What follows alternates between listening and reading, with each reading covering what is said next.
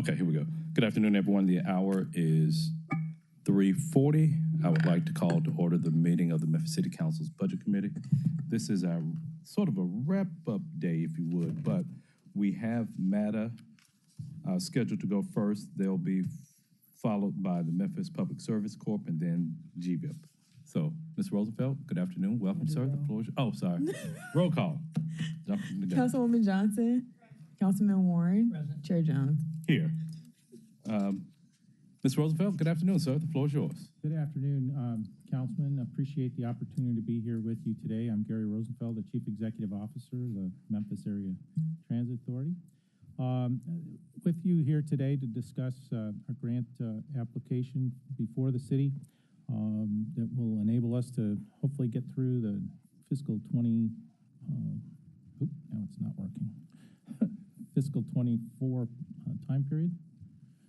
Excuse me, the computer's not moving, advancing things.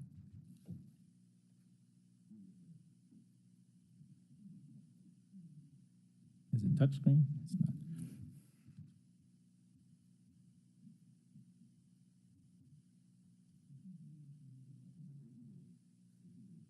It's not a bus.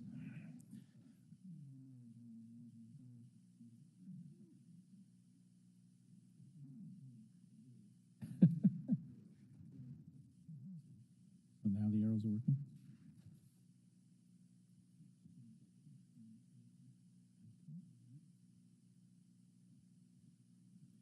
Great, thank you very much. Sorry for the interruption.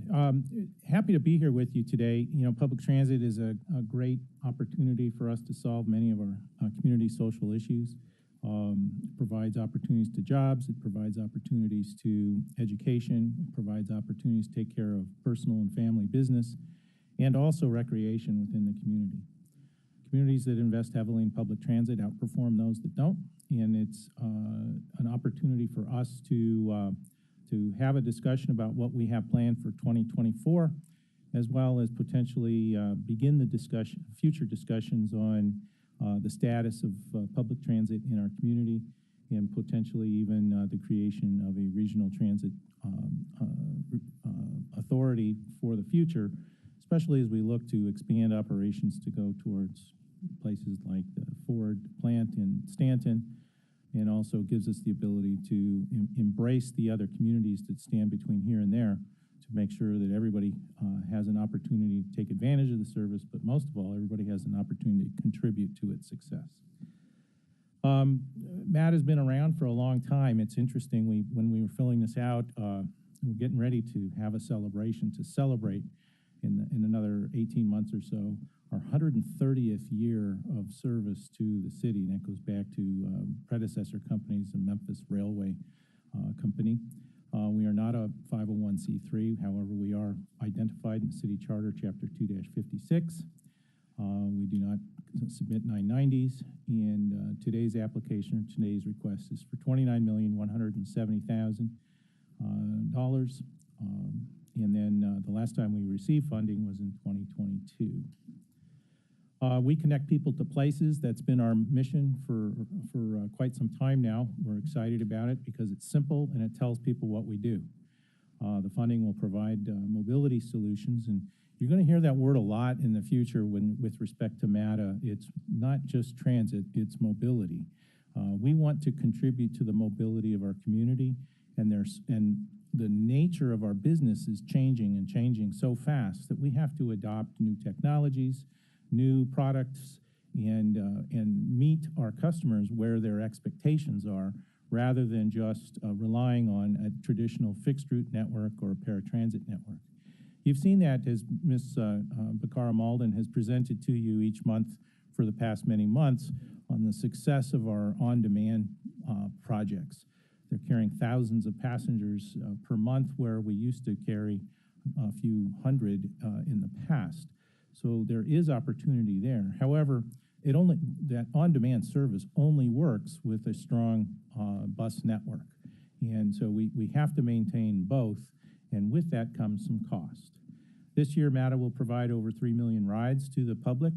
It is still recovering from pre-pandemic levels, but we are seeing a month-over-month increase year over year, I should say, each month, which is, important. It's following trends that we're seeing in other transit properties across the country.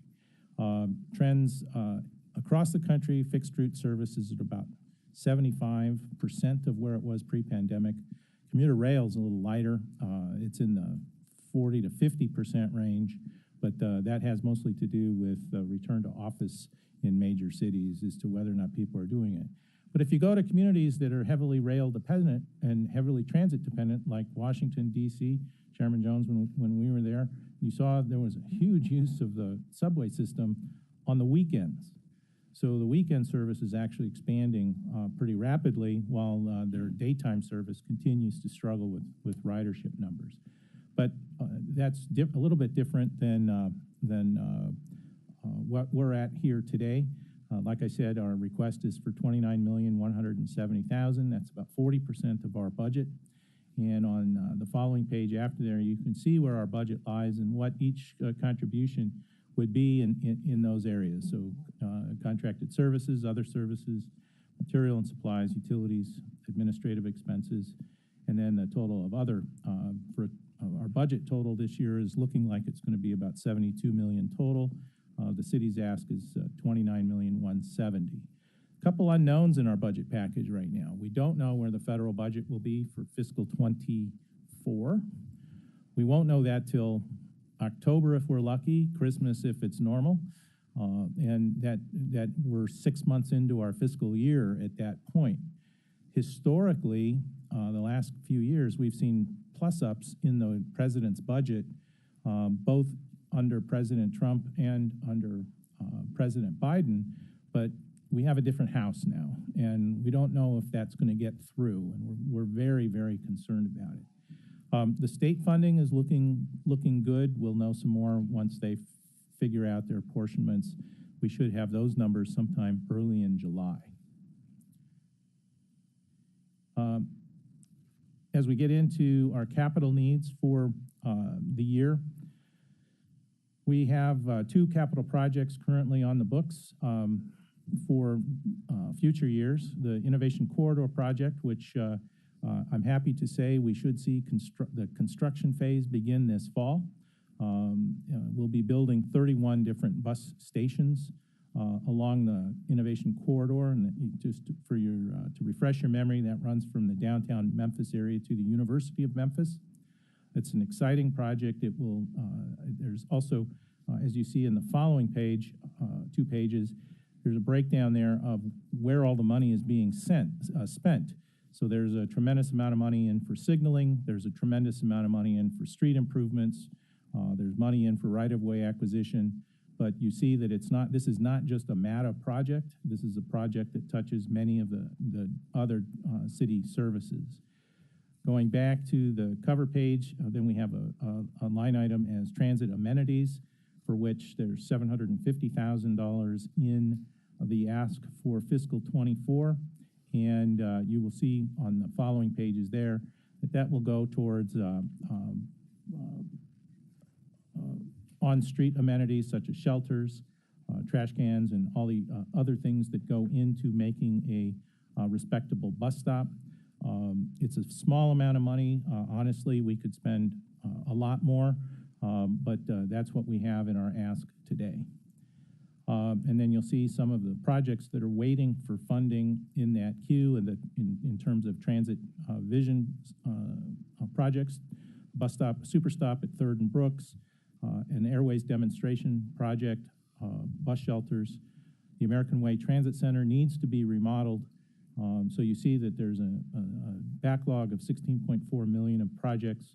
The city of Memphis share, if fully funded, is about $6.9 million. It's important to note that we don't rely on any one source of funding for any of our projects. We are constantly bringing together different pots of money to put together a project. You see in our BRT project, $135 million. The city share is somewhere in the $26 million range. So we are bringing in the funding from other sources, whether it be the Capital Improvement Grant Program through the federal government, DOT, or the New Starts program. So we do a good job of weaving together a nice blanket of funding that helps us get to do helps us do what we need to do and get us to a point where we can begin the discussion for the future. And with that, I'd be happy to answer any questions you might have. Colleagues, any questions for Mr. Rosenfeld? Ms. Johnson?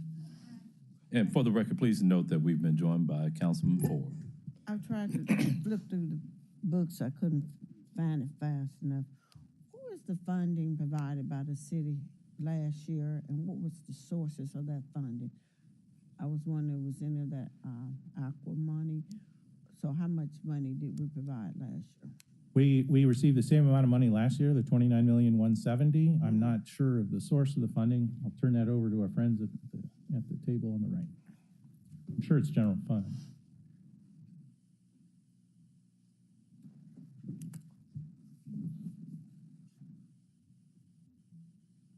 Are you asking about FY22?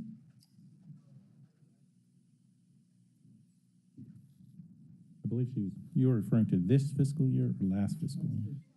The one we're in now? One you're in right now, Okay, yeah. 22 to 23. Chief. Oh, in 23. That'll work. Yeah, it was 29,170. 29,170,000. Did that all come from general funds? Yes, ma'am. Okay, thank you. Thank you, Chair.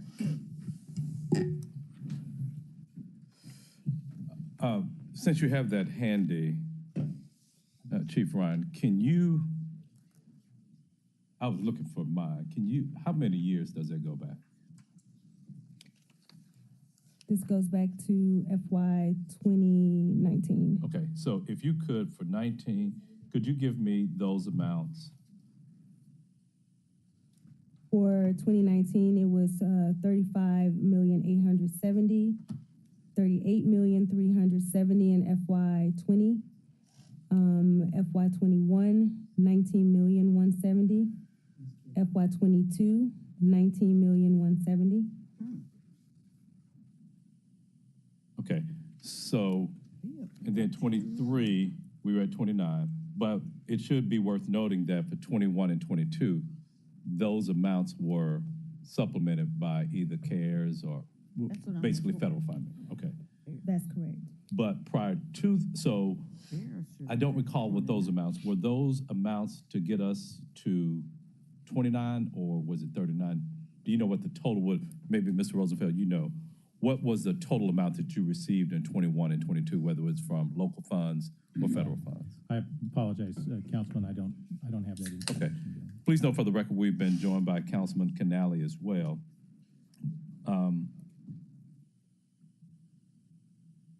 Council Chairman, is yes. Walter Person, Deputy CFO, correct that additional funding was received through some of the federal supplements that we received during the COVID crisis. Okay.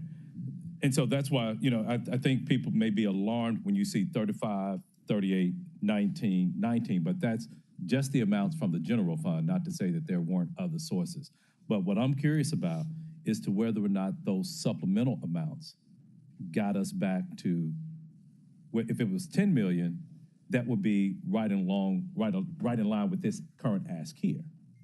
If it was 20, then it would be with where we were in 19 and 20.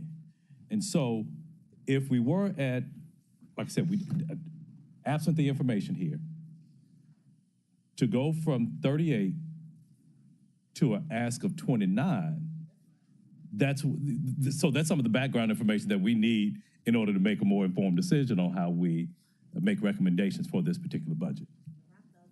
Microphone, please. I was under the impression some of it came from CARES this past year, so maybe it didn't. I don't know.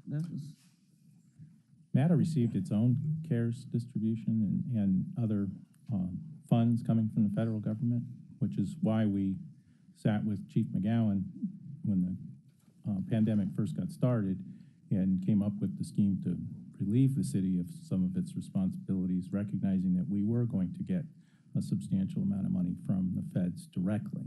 We get our federal funds directly. We don't typically get them from the city.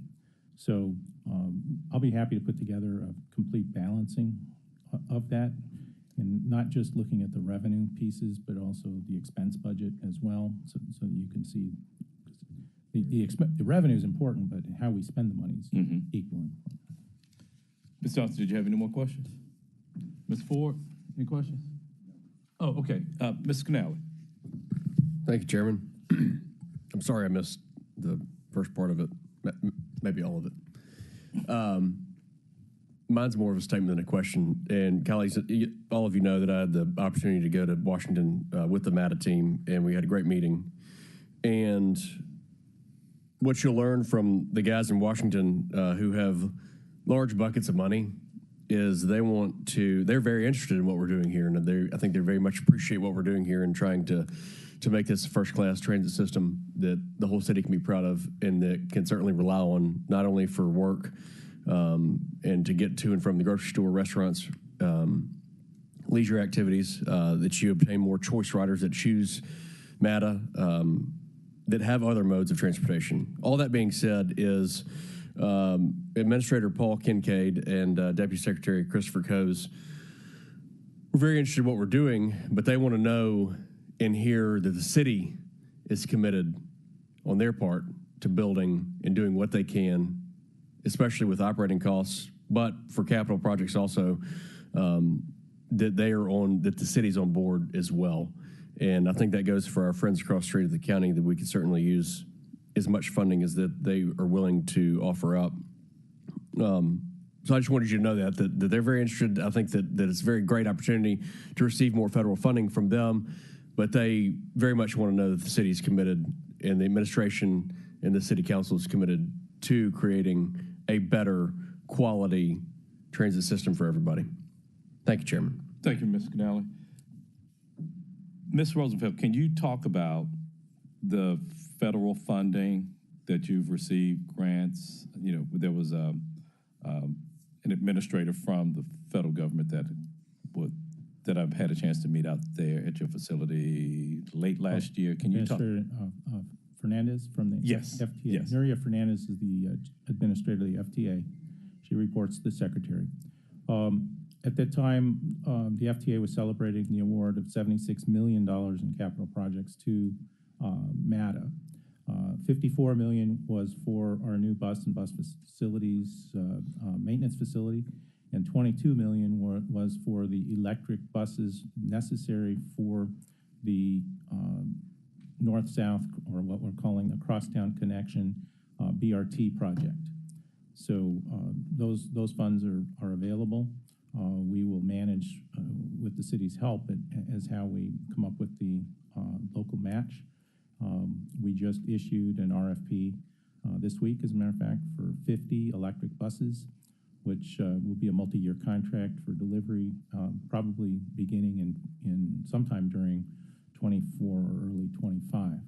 So yeah, we have that 76 million. And there are other grant opportunities that come forward all the time. The regular bus and bus facilities grant we have currently before the FTA, and we should have some information on our success there maybe in August of this year. And then there's some other technology grants that we tried to go after to assist us in autonomous projects and in other technology projects like our next generation fare system and such. Okay. So, excuse me, but that 50 million was for which you issued the RFP was a part of that 76 that you received? Or was that additional? No, the 54 million was part of the 76. And it was for, our grant application was for the bus and bus facilities maintenance system. Okay. So that's for a new building to replace our sinking building. Okay, so, but you mentioned, did I misunderstand another 50 million that you've? No, you may have misunderstood. Okay. We issued an RFP this week for up to 50 electric buses. Oh, okay. That will fulfill the $22 million grant for the electric buses. The north-south BRT project. Gotcha, I apologize gotcha. if I misled. Okay. So, but this $76 million is capital. Correct. And not operating. That's correct. In other words, it's one-time money. That's correct. It's not recurring money. Correct. For transportation. That's correct. Okay. But at the same time, can you shed some light on what your operating costs have done in this environment where your revenues from the city pretty much have been the same? So again, since we bring different pots of money to the table, we see some pots increasing and some staying the same, like the cities. The current environment, March month end of this transportation CPI was 11.3%, about twice what the consumer CPI was. We began labor negotiations today with the ATU, and we are seeing across the country some rather large settlements because things are catching up. It's the perfect storm for a certain side in labor negotiations because you have a shortage of employees, you have new technologies that you have to account for, and it's hard to hire people. In order for us to solve our driver shortage problem, which again, Ms. Mullen has been sharing with you on a monthly basis, we have to make some substantive changes to the work rules. Those are all negotiated, and each one of them has a price tag. So we're concerned about the future. We're more than happy to entertain a discussion on what that type of funding looks like in the future. But we need to be prepared to meet that need in the future. And in all honesty, I'm not sure that the current fiscal makeup will get us there. Okay. I can recall a few years ago, it was my colleague, Worth Morgan, who asked this question, so I'm going to ask it fast forwarding to today.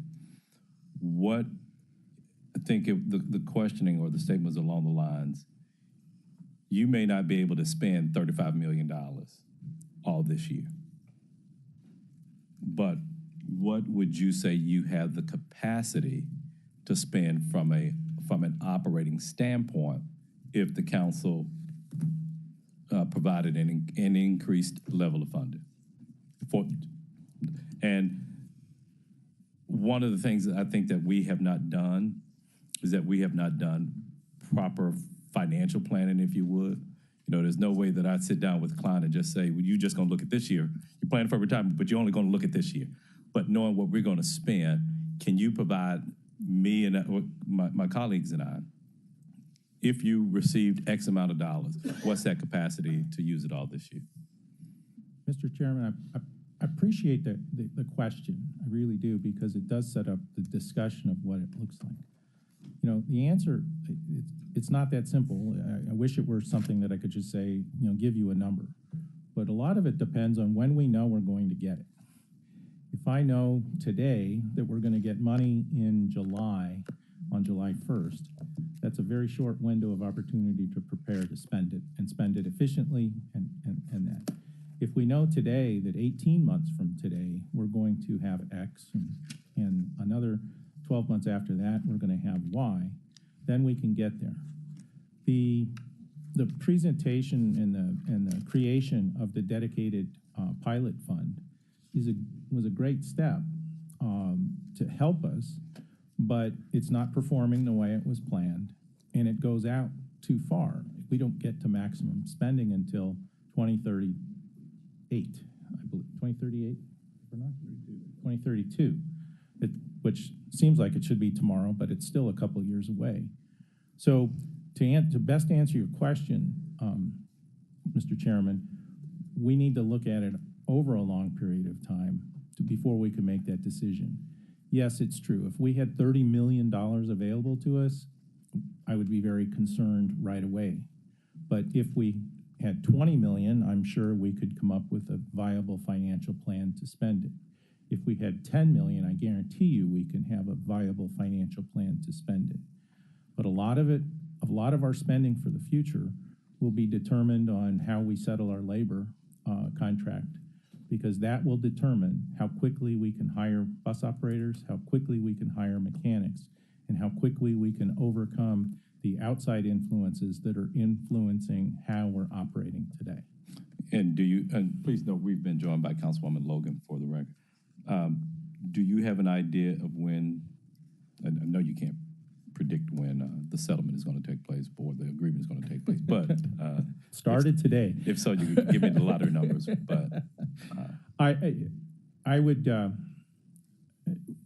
I'm hoping that we have an agreement in place before the new fiscal year. That's most beneficial, because if there's anything in it that is strange, it gives us opportunity to come back and have discussions about what the potential cost is. More realistically, I'm thinking 6 months. We're able to negotiate. This session that started today is calendared for 3 days this week, and I believe 3 days the week after next. So it'll take some time. We have the union has a fresh group of leadership, so they're in the learn mode as well. So we just need to be patient, and we'll get there. But we are monitoring what we're seeing happen in other transit properties across the country. And I'll be honest, it's scary from a numbers perspective, but they are having success at solving their problems. And again, it's all a matter of timing on all the issues. So I wish I could give you that number, just hand it out there. But like I said, it depends on when we know. That's why that dedicated fund is so important, so that we can actually financially plan ourselves into the future, whether it be a 5-year plan or a 10-year plan. A dedicated fund that we can draw down from allows us to plan, capital. A 10-year plan also, if a RTA is set up correctly, gives us the ability to do our own bonding and our own paper sales.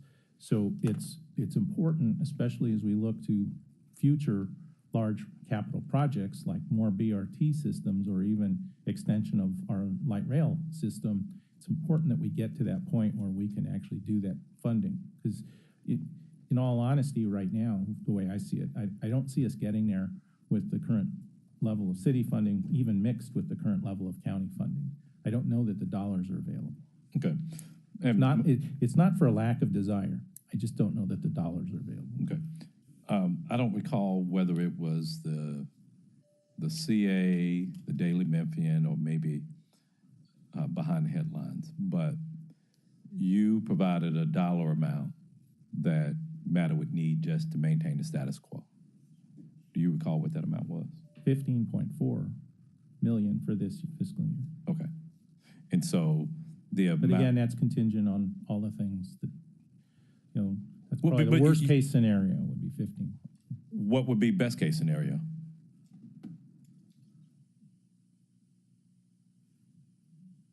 Probably in the 8 to 9 area. 8 to 9. 9. Okay. But that's still, you don't know at what level your labor agreement will come in. That's the key. Okay. That's the key number. So... And then we also, like I said in the beginning, we don't know what the federal number is. And we won't know what the federal number is this year, probably until Christmas. I'm guessing, the settlement in the room with the general managers from across the country this last weekend, settlement in the room was that we will see a government shutdown in the fall. And so who knows when we'll get a budget at that point. Okay. Ms. Councilwoman Johnson?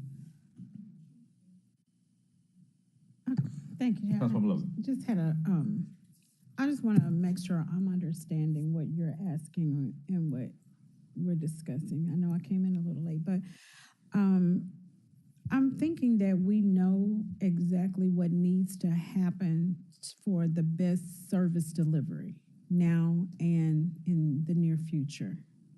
Is that correct? Do we know what the cost of the full... Not the cost, what the model looks like for the best or maximum service delivery. Yes. We know exactly what we want to do, how we want to do it, what it takes to do it. Correct. And we know what labor we would need to get there, what funding we need to get there. Even though we don't know that we can obtain it right now because of all of the variables, we do know what's needed for where we are and for where we're going.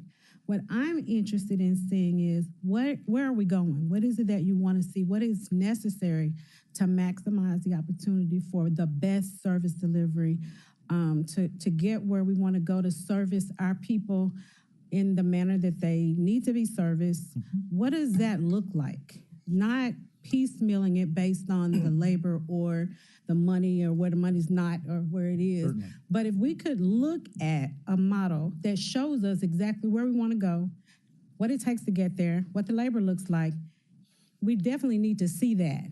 And then put the pieces, then once we get through all of this, or once we figure out the pockets of money, and once we figure out how long it takes, we add that in. And you kind of, have to massage it based on what's available.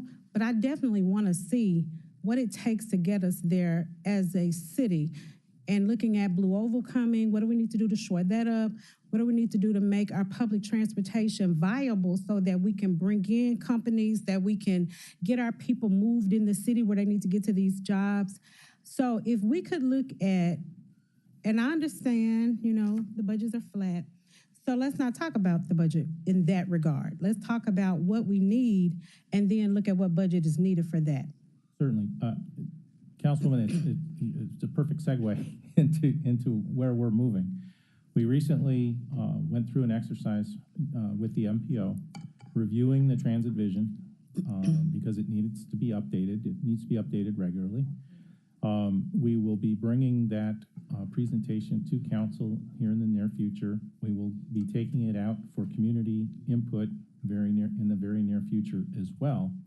The good news from the study from Nelson Nygaard, which is a great consulting house that specializes in transit planning, is that the assumptions that were used to create the transit vision today, the assumptions still hold today. So from 2017, 2018, the assumptions that were used coming out of the Memphis 3.0 plan, those still hold. That's a good thing because that just means that the rest of it should be fairly simple. We will bring that forward to the council. We will also bring the fiscal plan that says this is how much this costs and this is how much the 2040 plan costs as well. Be more than happy to have that for you, and that will probably be before you sometime in July. And Chairman, I would say that everyone knows, and I'm talking to this chairman, everyone knows what climate we're in and what the challenges are. So it almost seems as though you'd have to bring plan A, and then plan B and C, with the fiscal note to both of those, because we don't know. There are things we don't know. But the one thing everyone knows is what it takes to do what we need to do. Every division director knows, hopefully, or every entity knows what it takes to offer the best service delivery model, and then one that we can obtain where we are with the labor that we have, with the funding that we have, with the funding you're going after, with all of that. And so, because we don't have a whole lot of time to just go back and forth about stuff, we need we need that when they come forward to know, because you all know what we're looking for, excellence in service to our constituents. And so, when you've gone through the community, and I'm just bringing this up because you're here, but it's been resonating, with everybody. So you've gone through the community engagement. We've gone through looking at peer cities. We've gone through looking at best practices. So put all of that together and say, this is what we need, and this is to everybody that's coming. And then let's go from there. So because we're just sitting here saying, what are you saying? We have to have some numbers, and to say we just don't know is hard for us to do our job. Let me say me. It's hard for me to say, okay, well, now I know where we're going. We can vote on this and that, but we haven't really seen, it's hard for us to move forward. So if you would. Well, let me respond to that, Councilwoman. There was something before, like you said, 2017, 2018, called Transit Vision. Right. That was their plan. But we as a body, I say we collectively, and there was a price tag associated with 2017. We are now in 2023. So that same transit vision may have been updated, and the numbers may have been updated, but we're just looking at a pie in the sky if we are not willing to have the will to fund it at any level. So what we've seen, what we just received from 2019, and this is before Well, this is after Transvision. So after Transvision, what they received was $38.5 million. And that price tag of Transvision was out there. We did not meet. So from that, and my numbers may be wrong here, but rounded it up to 36. If our amount that we gave them was 36 in 2019, to include Transit Vision in there may have been 50. I'm just throwing it, I don't know exactly what that number is, but what I'm saying, we still said in 2019, we're gonna give you 36. In 2020, we're gonna give you 38. Whatever CARES Act, and so what, those numbers right there, I asked those numbers, those are the historical numbers that they received from the general fund from the city of Memphis. Those 19 numbers, we supplemented that with CARES and ARPA, any type of federal funds. Right. But what I'm saying here is that we're now looking at a transit vision post-inflation. So I would contend, we got the numbers. We just don't want to hear it. When we were giving, well, even giving these dollars, 38, and when you look at the transit vision, there should be a way to say, okay, we can't do this whole thing. What's phase one? How much is that? We haven't. We haven't done it. May I be No. recognized? Yes, yes. I'm sorry. Chief That's Ryan. okay. Shandell Ryan, Chief Operating Officer. My understanding is that a year or two ago, we did put some cost to it, and it was an additional $30 million on top of the $29 million. So that's when we put in place the dedicated funding source that would reach an additional $15 million, and then the dedicated funding source from the county that would reach an additional $15 million to get us to the additional $30 million that we were told at the time would fund the transit vision. And so we annually. Right, yes. Yes. Right. You're exactly right. Annually. And Yes. we have this $29 million in the budget. We also have $3.2 million from the dedicated funding source on top of the 29. The county has also started to dedicate their dedicated funding. That's a part of it, but the plan was for it to grow up to the additional $15 million from the city, $15 million from the county, being 30 total, on top of the 29 to fund the vision. That was the plan. So that's now. 15, that would be 59 That's a total, million? basically, yes, almost 60 million yes. per year? Yes. And was that supposed to cover the transit vision for annually? That was the plan. Now, I understand plans change. We've come out of a pandemic, and we may be at a place where we need to have another conversation, but that was the plan to fund it, was this dedicated funding source that you all. We met. Yes. So if we met that. No. So my question now was, when do we get to that 15 million? We don't get to that 15 million until y'all off the council. Probably the next term coming in, the new 8 years after. The people who will get elected in my seat and 3 others, they probably will be off the council by the time we get, if we stick to what that original plan is, and we don't account for what inflation is. So we get we get to 15 city and county. Can anybody give me a year? I had the 2032. year. I had a different year, but Okay. we'll go back and make sure of what the year is. So 2032, we are almost literally talking about the new person who will go in Covett, Morgan, Robinson, in my seat. They would be coming off. Yeah, you be in a retirement. Yeah, exactly. Well, look, I just turned 55, so I can get there now if I want to. Mr. Chairman, if I might, to answer your question, so the transit vision update, which we'll be bringing to you in the very near future, does include a plan to spend the limited funds as they are delivered. Okay? Wonderful. That will be in there. Okay. We have also calculated what the cost of meeting the 2030, the original transit vision, the total cost in today's dollars. We've also developed the cost to provide the 2040 plan in today's dollars. And we'll present that to you in July or in the future so that you can see that. Because I understand your question fully. And that's what led to my comments that said, I don't know that we're going to be able to get to where we need to go, which means we have to look hard at a different funding scheme. And if we can do that and work with our friends across the street and our friends in Nashville, we might just be able to do it. It'll certainly take some effort, a lot of back and forth, but nonetheless, we do need to know what those numbers are. Wonderful. We'll present those in July. Okay, sounds great. And you said that when you come back in July, will you be able to give us an idea, an estimation or guesstimation of when we'll get there? You said you see the light at the end of the tunnel, so if you could share that as well and anything that we can do to assist that. We'll have a full Wonderful. presentation for you. Thank you. on I that. feel much better about your presentation. Thank you. Thank you, Chair. Please note, we've been joined by Councilwoman Swearingen Washington. Councilwoman Johnson, followed by Warren. I just have a quick question. Some constituents are calling. How many buses are you short? Because there's not enough routes. So just in general, if you had to ask for buses, how many buses are you short right now? Well, the issue is not buses today, ma'am. The issue is drivers. So you're short drivers. Short drivers. But you have And plenty of mechanics. buses, but no drivers. Well, we have buses. Our replacement program is not keeping pace, but we have the buses. But mechanics and drivers, it's a labor shortage problem right now. How do y'all advertise for employees? Everywhere we can.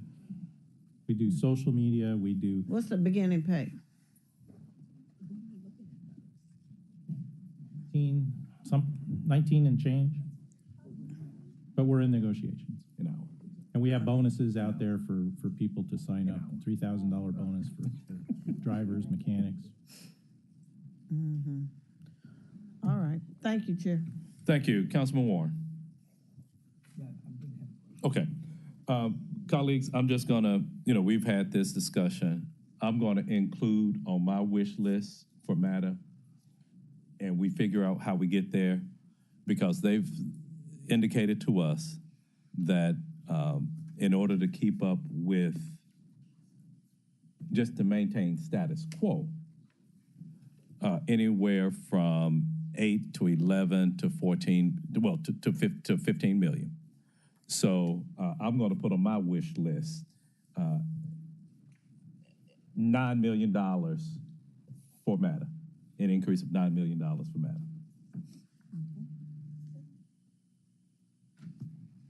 Any other questions for Mr. Rosenfeld? Okay.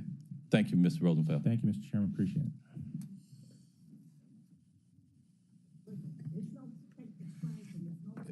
No. He know it wasn't a motion. He know. Hope you understand that, right, Mr. Rosenfeld? We were going to go to the Treasury right now. Go to swipe the ATM card to see if it worked immediately, right? No, don't do that. Yeah. Thank you all. Appreciate it. Thank you. Next, we have the Memphis Public Service Corps.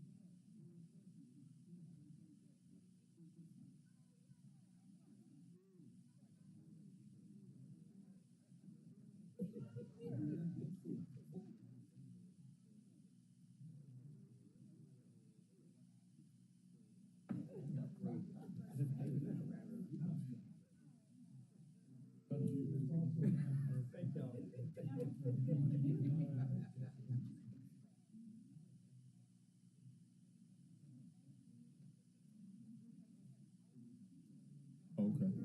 I don't know. Let's see if we can get to it. Are you presenting it? No. Let's see. Let's see if we can get. Let's see if we can get you in there.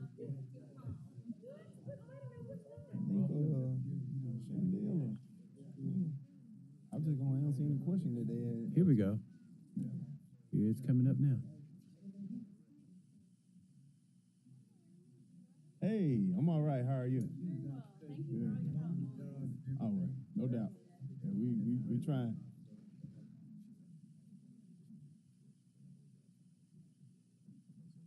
I think I'm just about there. All right. Not you, but I was trying.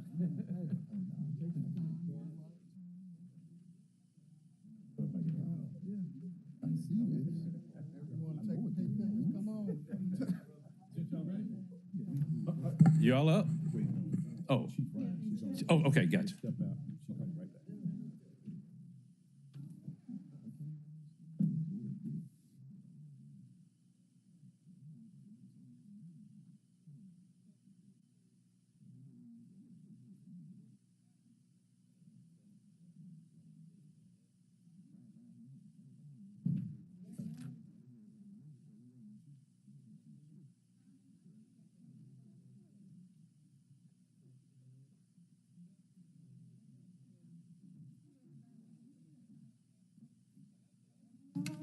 Okay, colleagues, we now have the Memphis Public Service Corp to present their budget.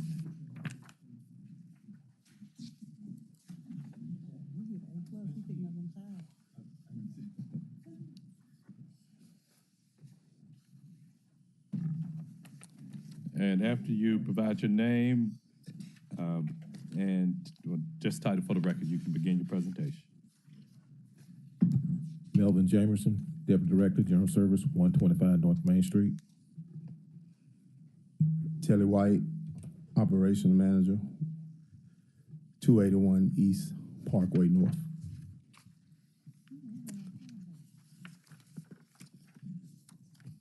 Welcome, gentlemen. Go ahead, next slide. And Ms. Ryan?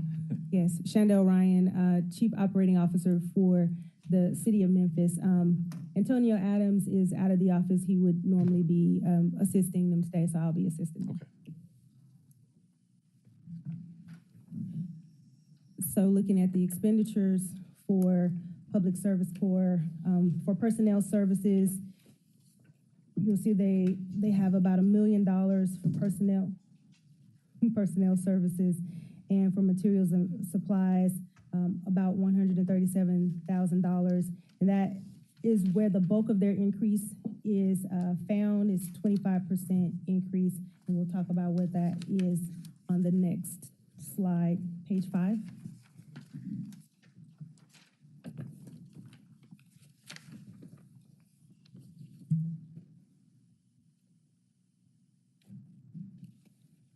Actually, I'm going to go ahead and go to page 6. So the majority of the expense increases you see is a part of the city shop charges, and for city shop fuel, the increases that we're just experiencing year over year due to cost escalation.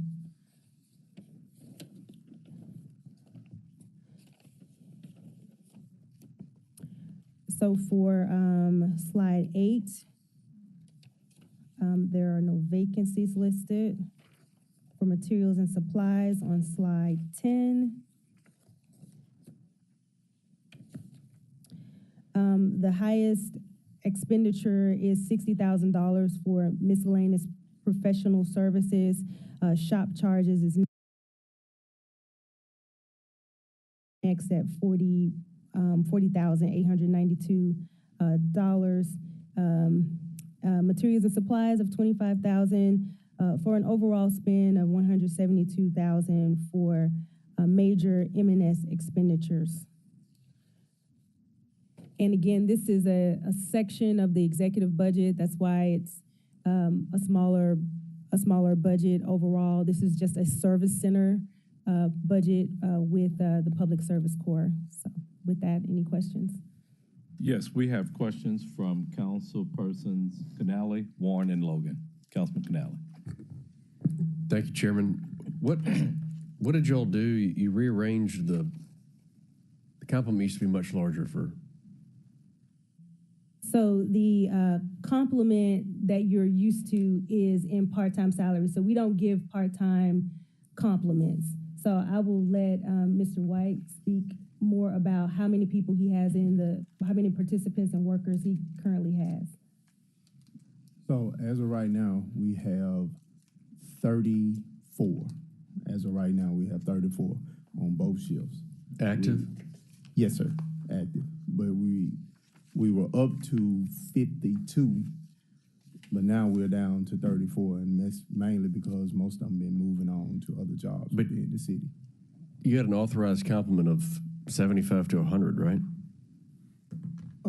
Part-time. So I can speak to that. How the program was supposed to work was they're cycling people through in 90-day increments. So I can tell you that if you look at their spend this year, they have they're right here at the edge of exhausting all of their part-time dollars. So they're going to use all of it with the people who've been through the program that have come in and out. Now, if we want to get numbers around how many people they've seen in the program, we can bring that information back and return it to you. But that's the way the program was designed to work this fiscal year. Okay, but the authorized complement for part-time was what? So the goal was to be able to cycle through up to 100 people. And that was the modified plan. If I could just go back a little bit before the pandemic or right at the entry of the pandemic, the goal was to have 100 people to be a part of the program for an entire year. And we were going to ramp up to that. We never funded it for 100 people. We started off with a smaller amount to reach the funding.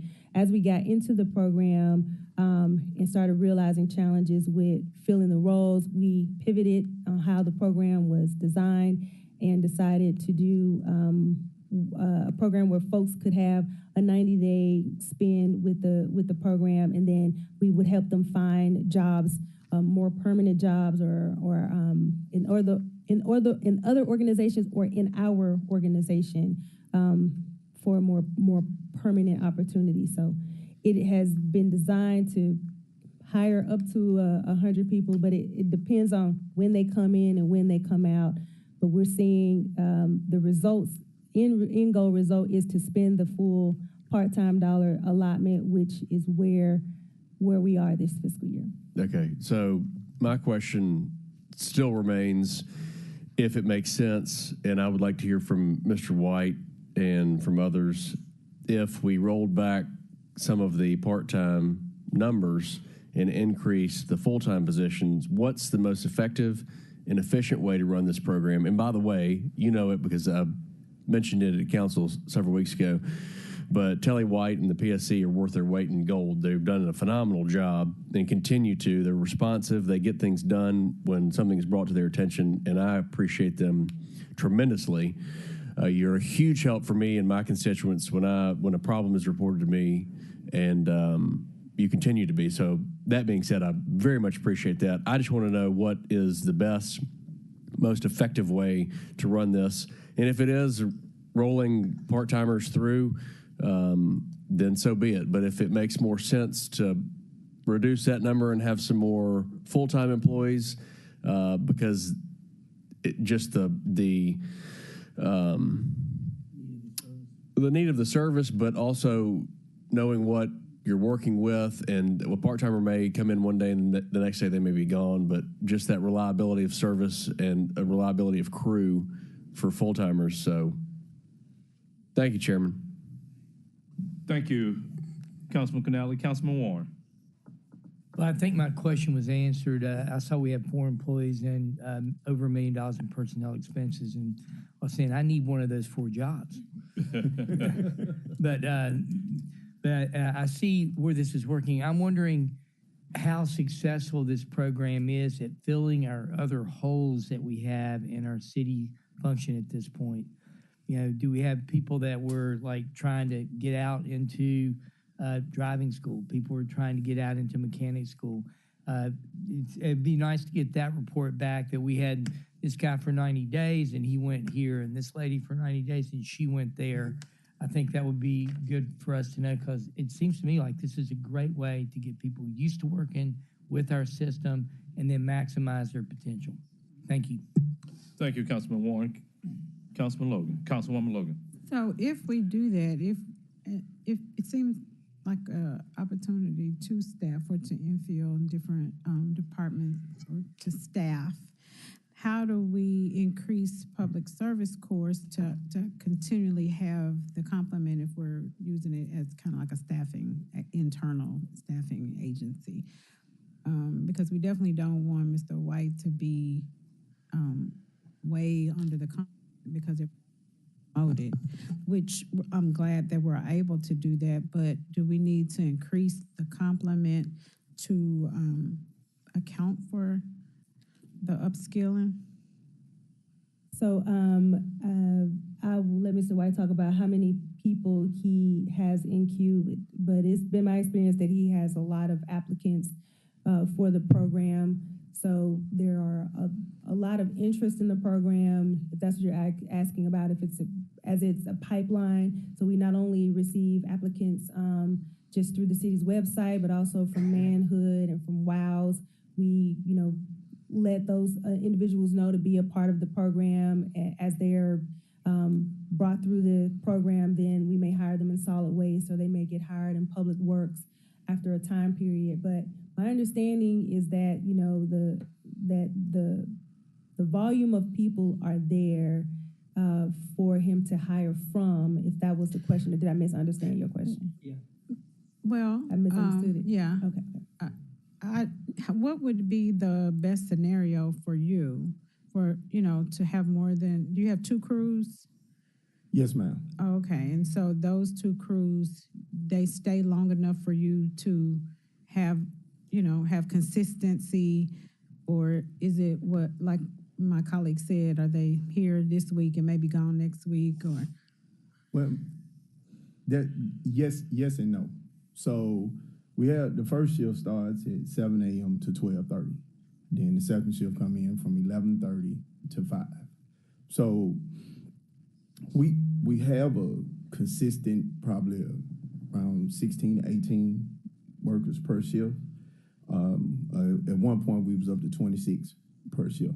But I'm always encouraging them to apply for other jobs within the city. So in my understanding on taking this role was that we were hiring people that had background issues or that was coming out of Manhood, Opportunity Youth, or WOWs, and that wouldn't usually get hired by the city, but it would get hired by the city and then have the opportunity to move on within the city. And so that has been happening in the last few months. So it takes time for it to happen, but it has been happening. We have a lot that has transitioned to solid waste, public works, and parks.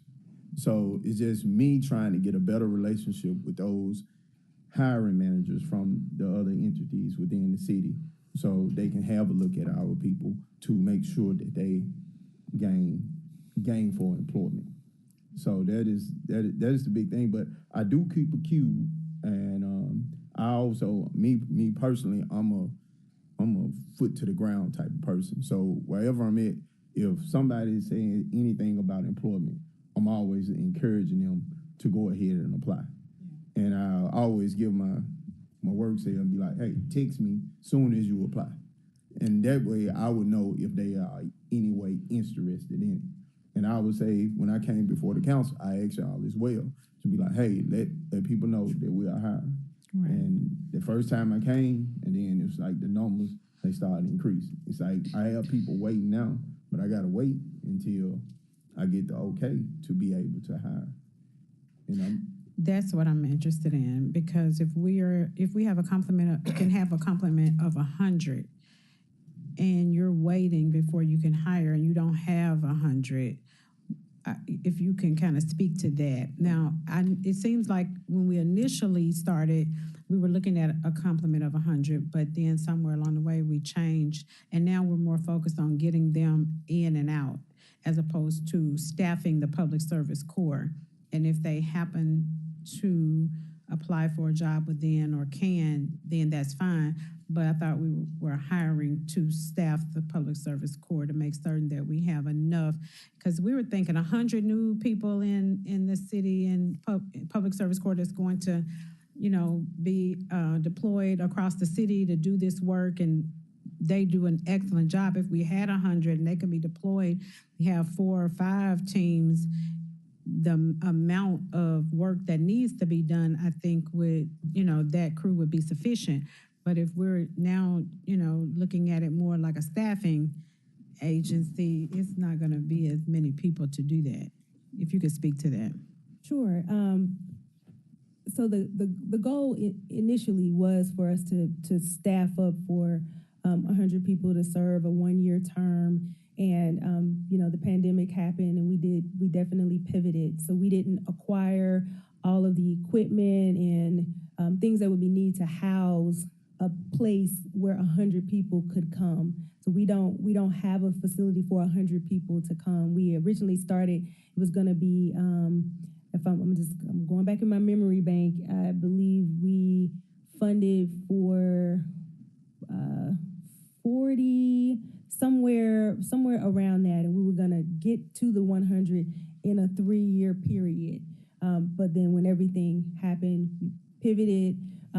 Also, our experience with the program and what the needs of the individuals in the program is for an opportunity in a window of time for them to have meaningful employment, doing something, serving the public, while they also were able to, look for other opportunities. This gives them a re-entry back into the workforce, a place to have a recommendation for the work that they're doing. So that's how it ended up pivoting at that point, based on the needs that we were seeing from the community, also, and then where we just landed with the pandemic and how we didn't fully fund to that level. So the public service corps had to pivoted, and so did environmental enforcement. So the areas that we were thinking were going to be areas that were increasing or coming online and to be deployed to do greater work is not exactly working out to be that. What's the plan to move forward to get back to increasing the complements in these areas that are effective, so we can do more work, because there's more work to be done? So environmental enforcement did not pivot. They got the 25 additional positions that was funded. I can't remember what fiscal year it was, but that did happen. Right, but their initial job duties changed when they first came on board. They started doing something related to COVID when we first brought them online. Just code enforcement in general pivoted to start helping with the COVID initiative. That did happen. But they're totally out of the COVID business. They're totally into environmental enforcement every day. That's what they do. So when will we be able to get back to the public service corps original intent? Or so with the way that we've seen the way that we've seen our ability to staff the public service corps, we feel that this is the best model for the program as it exists today.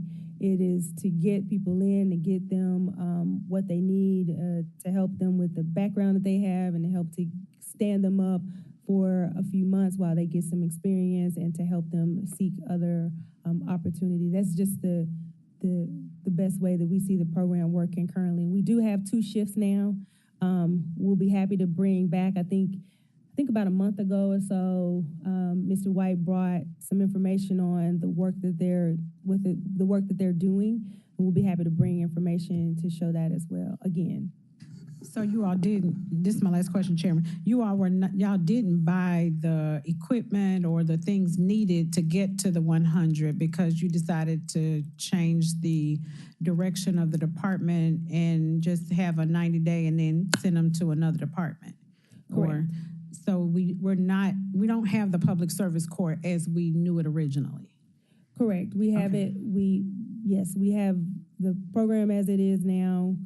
It could fund up to 100 people in 90-day stints for them to do service. Some people stay longer than 90 days and some don't.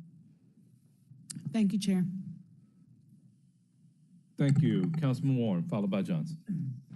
I think what I'm hearing is that we've got two things going on right now. One, you've been too successful and doing too good a job because we want your services. So we're hearing from the council members, we really would like to have you expanded and have your services. We also know that the city really needs us to help these young people who are trying to get job recommendations and come back into the workforce, learn how to work, learn how to be successful, and then bring them into our system because we've got positions that we really need good people to fill. And so it's almost like we've got a dual thing going on here, and I don't see I don't see why we can't continue both functions. And I guess the question is, how do we gear it up in such a way that we can fill more positions in other departments and have you continue to do the job you're doing and maybe improve your capacity? So I think bring us back some suggestions on that because I think that would be good for us all. Yes, sir. Thank you. Thank you. Yes. Councilwoman sorry. Yeah, Mr. James. Yes, sir. One of the things we're going to be doing through the general services to fill some of our positions is to, I'm sorry, we want to fill some of those hard to fill positions in general services by this pipeline that we're creating right here. And so what we want to do is to come up with on-the-job training programs so that we can get them in programs where we need them at to get these jobs filled. Thank you, Mr. Chair. I think that's great. And you know, we got to grow our own here because we've already proven all our advertising and everything else that we're doing, even our bonuses is not necessarily doing it. And this is a way that, you know, one of our issues that we have in our society right now is we have kids that have messed up and don't have a way back in. And this is a way we can get them back in and actually give them a great life as they learn how to be productive citizens. Thank you, sir. Councilwoman Johnson, and please note for the record, we've been joined by Vice Chair Smiley. All right. Thank you, Chair. This proposed budget for the $1,170,000, is that for 100 people?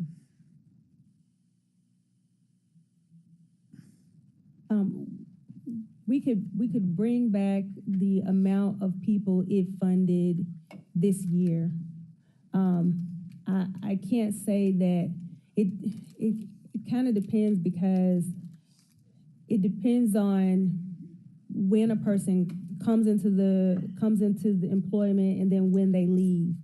So it's not 100 people at one time, but we at any given time could end up reaching 100 people. So what's your goal? The goal is to fully spend all the money. No, you gotta have a goal on how many people you're trying to reach too. Right. It is every time we see that someone has moved on and we're bringing in somebody new to make sure we keep staffing. I understand that, but you still have to have a goal to measure your progress. So you should have at least 50, 60, some type of people say, okay, we've done it, and guess what? We did it with less money or we did it with more money. But you have to have a goal just to keep your staffing going for a period of time. So that's it. Let me ask you another question. How many hours a day are they working? 5.5. Okay. I know at one time it was less than that, wasn't it? Yes, it was. Good. I thought that should have been raised. Those are my questions there, basically. That's it. I I think the on-the-job training is gonna be the best way for the whole city, so work on that project. Thank you, Chair. Thank you. Ms. Ryan and Mr. Person, I just have a request. I'm not going to be here, but, you know, for my colleagues that will, that we go back to this type of presentation, because when I first looked, when we saw what jumped out to me, complement of $4 million personnel costs, but the largest part of that is in part-time. So it doesn't give us a full picture of what we're working with based upon what's presented here. And still from these books were printed December 13th. So it's better than nothing, but it's not as instructive as it could be. But I think it would be helpful for us to look at it would have answered your question, to see $600,000 of this $1 million more. And well, going back to. No, that's definitely not me. But so with there being a queue, and going back to have perhaps Ms. Johnson's question, would a larger complement of full-time, even if they're serving as supervisors, if you would that allow us to have a larger pipeline? And are we able to handle it? Do we have the capacity to do that? I don't. The way we sit today, we can't handle a larger capacity of people because of our location and the amount of equipment that we have. Those are going to be the two major challenges there. Okay, so what are you doing to address the location part then? The location, they're going to be moving into Coke, into the Coke facility. So they're in a location that's shutting down. Right. So they'll be moving into Coke, but would they be able to get up to 100 people? That hasn't been our goal, to have 100 at one time at this time. So that wasn't the plan. So I would have to answer no. You know more about what the facility looks like at Coke. Yeah, yes, ma'am. But the facility at Coke will be able to house, as far as the staffing of 100 and their equipment. Okay, the build out is taking place now. The phase 1 of it will be complete late June, early July. So from the location standpoint, the employees, we will be able to hold 100 part-timers. They have a space, and then they'll have 3 offices for the full-time management staff. Okay, that's phase 1 being complete. Is that phase 1 of 2? Is that phase 1 of 5? Phase 1 of 10? No, sir. Okay. So phase 1 for the Coke build-out is for code enforcement of about 105 employees and the public service corps staffing. Okay, so based upon what I've heard here, colleagues, is that at some point during this fiscal year, the space part will be addressed. Am I correct in that? I really need to have a conversation about that. I need to have a conversation about that. Because if space is going to be accomplished this fiscal year, then why not us build into this budget to increase that capacity? If it's 100, I don't know. If it's right, but if we're at 32 now, maybe 64 somewhere. But so that's just the space part of it, and it sounds like we'll have that finished pretty soon. But then, and I know that there's a lead time as it relates to equipment. What's our equipment capacity? Do we need to? Now, I know we all know what type of budget y'all presented us, and if it's from a wish list standpoint, we'll put it here. But to know the work that they're doing, and to know, geez, from the standpoint, if we can have a pipe, we know that all of them may not be youth, but just to know the population that we're serving, we need to provide more opportunities. And I'm the cheapest person you ever want to meet, but I believe in investing. This, to me, y'all, this is investing in our young people. This is investing in our city. This is not a budget expense thing to me. We've never been able to staff at 100, and we have tried a number of things, and we've really tried diligently, but we've never been able to get to 100. And the reason why I would like to have more conversation with Mr. Jameson is because there is space for people, and there's also space for equipment. There's also space for materials to go with all the equipment. So it's a question that I would like to explore a bit more. So I don't know that we would have the space to house an entire operation of 100 people, or if we could really staff up to 100 people in the next fiscal year. I think the highest that we've gotten to was 52. 52, okay. Okay, but still from that standpoint, based upon your earlier comments, Ms. Ryan, they're close to running out of money as far as part-time salaries are concerned. So, could be some shifting of that too. But it appears to me that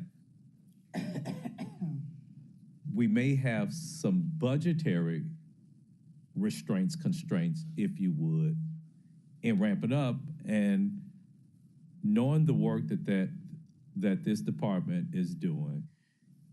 Granted, when this first launched, we had COVID, everything. We all understand that.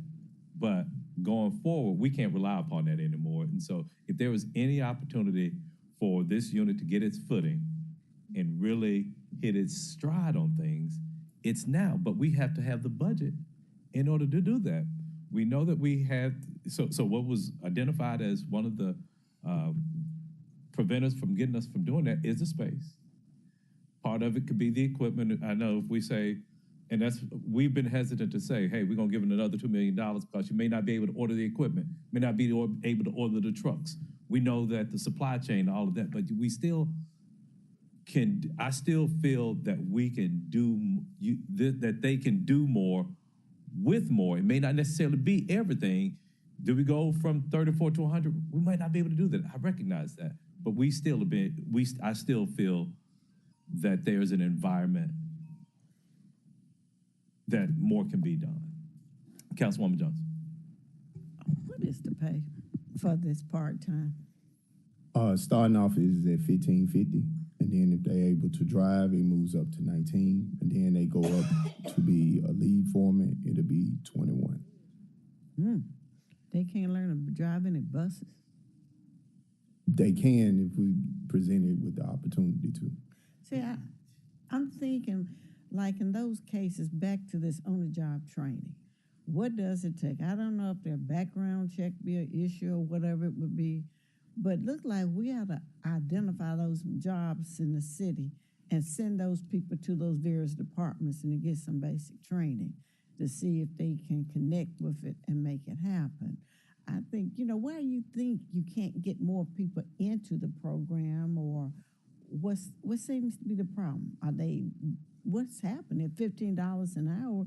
I would think they would be, happy to be there to a certain extent. What seems to be the obstacle you having to overcome? I don't necessarily see having an issue on hiring people. Okay.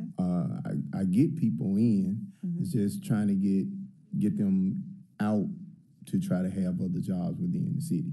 So when we say that try to get the on-the-job training for us getting CDL, I have the CDL package at PSC that I make copies and give it to them, so I'm tell them to study it over. Okay. But when they try to pursue getting a CDL. Okay, so what type of training are you giving them, or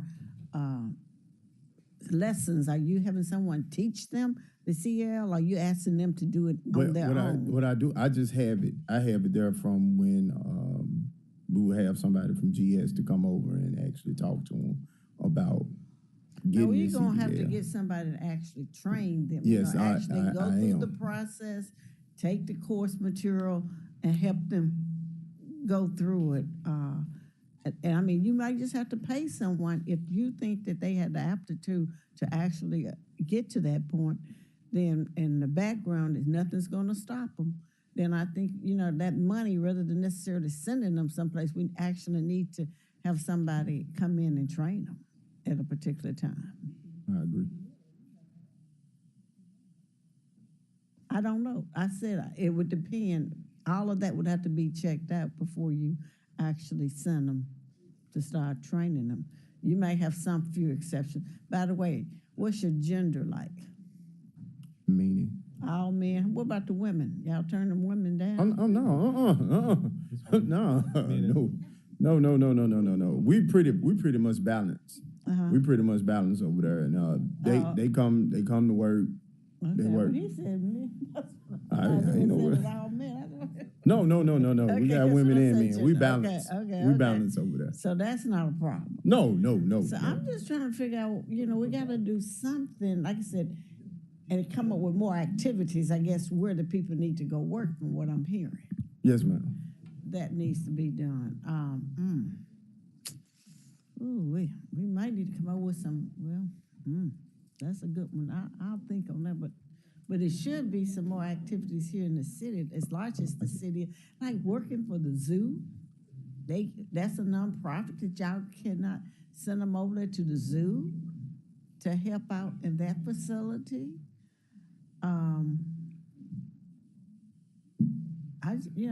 I would have to think about some more activities like that, but they have to be around and available. Yes, ma'am. And go with it. Okay, I was just a little curious. The pay is not an issue, so that's interesting. Ms. Johnson, you bring up a good point about if we just had Matter here and their shortage of drivers, this almost can be a pipeline. I know that you all have referred some to general service, public works along those lines, and solid waste, but I just still think that, hey, if we had more, we have more bodies. And we know that everybody, you may have a drop-off. So some people show up one week, may not show up the next, but I just still think that based upon the general target market that we're looking to serve, I just have to believe that if given more, y'all can serve more. Even with the challenges that you have. They have to be creative though, in where to send them. Like I said, I do believe the zoo could help you out more than you probably realize. And I like the model. I like the model that you all have gone to. I don't think that if based upon the remarks of council, we don't have a problem with the model that you've gone to. We know the needs. All of us know the needs in our community, but I just still push back and challenge the administration. You all have not presented a budget that basically says, for one, we want to go out with a bang, and we have identified those needs in our community, and we're going to provide the resources to address those. Y'all haven't. So I can talk about all the bangs that we have in this budget and what we've done, but I'm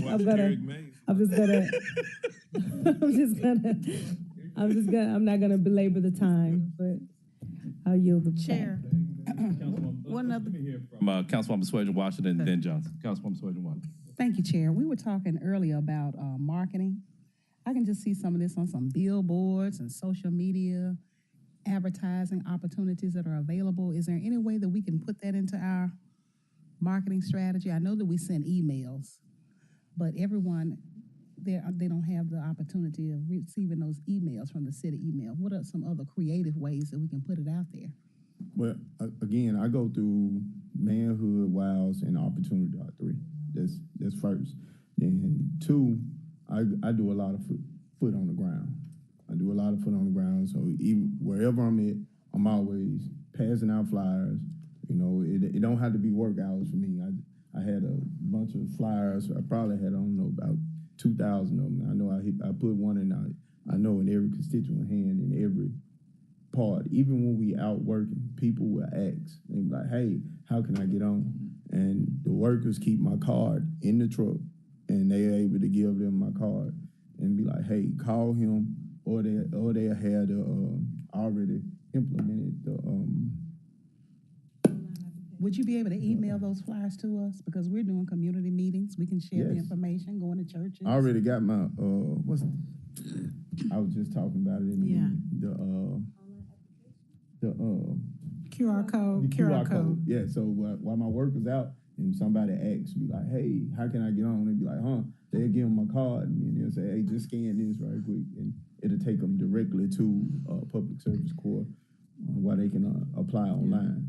And they always tell them, like, soon as they apply, by the queue, there being an ongoing opening, I have to know their name. So they'll text me their name. That's how I pull the application. Well, can you send that to us so we can send it out as well? No problem. I send it to everybody. And Mr. White had. Ms. Logan, we got Ms. Johnson first. Oh, I'm sorry, and go then ahead. Ms. Logan. Thank you. What about warehouses? How many are assigned to warehouses? What do you? Okay, these are the type of contacts I think you're gonna have to make in the community. Get them away from the typical activities that you're using them for.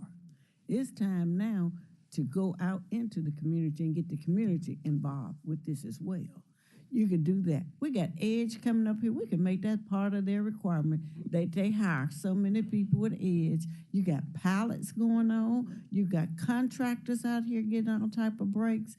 We can ask them, if you're going to pay them for 2 months of free work, in 2 months, they can figure out if they're going to be able to use that person. We just need to get in the door. This is what we're trying to find, a way to get into the doors for a lot of these facilities. I think I found me a new job. Because I have done that in the past. Well, and recognize Ms. Logan, but along those lines, that full-time person, because Mr. White can't do it all, but but that full-time person, additional full-time person, shifting some of that, perhaps more funding for that could be a position that can help add and increase that workflow. You want us to add you to the wish list? Councilwoman Logan. I was just going to add about the marketing. Mr. White actually had some awesome ideas for marketing that he shared, using technology, really improving our technology, increasing technology that we use as a city. He mentioned about putting the magnets on the side of the truck, the QR codes in different places around in public spaces so that people can find out information about code information about jobs, about they can scan it in and apply, but just using ways that we haven't thought about to do marketing. And I think those are very good ideas, and I hope there's a way you can share them or actually begin to use those in this department as well as the other departments in the city. Yeah, I would send it to every councilman. I would send what councilman asked me. I would send it to every councilman on how to do it. Thank you. Any other colleagues want to speak on this item? Seeing none, I think this has been a very robust discussion. Colleagues, I'm going to add to my wish list $250,000 to Public Service Corps.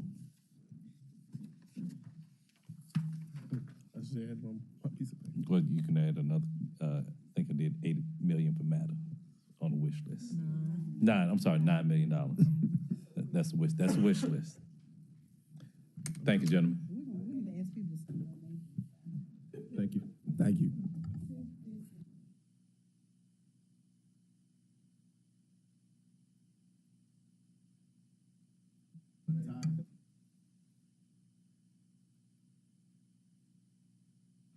Colleagues, it looks like next we have the Group Violence Intervention Program, GVIP.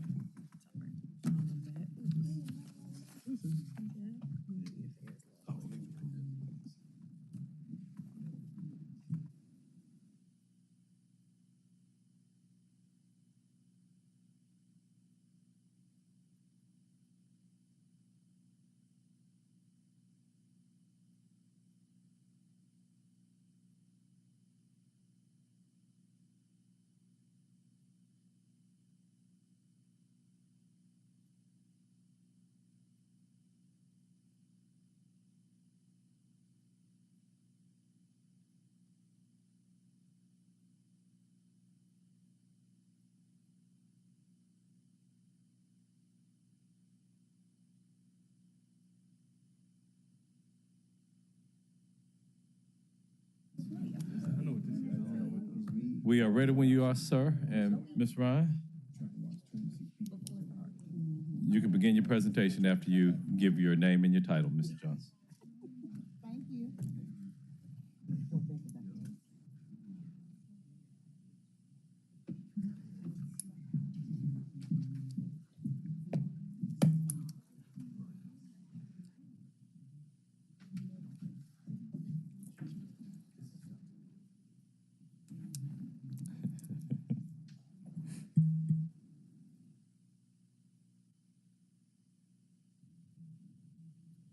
Apologies, Mr. Chairman. Shandell Ryan, Chief Operating Officer for the City of Memphis. And you can introduce yourself, sir. Jimmy Johnson, the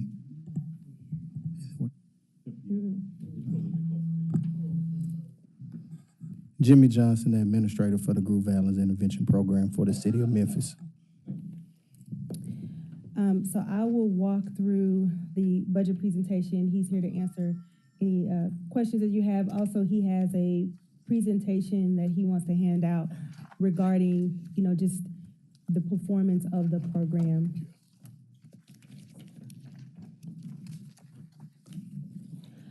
All right, so starting at page 3. Again, GVIP is a part of the executive division. So this is Mr. Johnson, you got to bring 13 copies next time you come, partner. So this is a service center under the executive division. Overall, the budget for this service center is just over $2 million. The ask for this year is an increase of $19,000. Moving to the next slide 5. Typically, this slide shows the comparison of all of the different service centers within the division, but overall, there's a 1% increase associated with this, and we will talk about why on page 6. As a part of the personnel category, there is about $20,000 of an increase because of insurance and pension costs.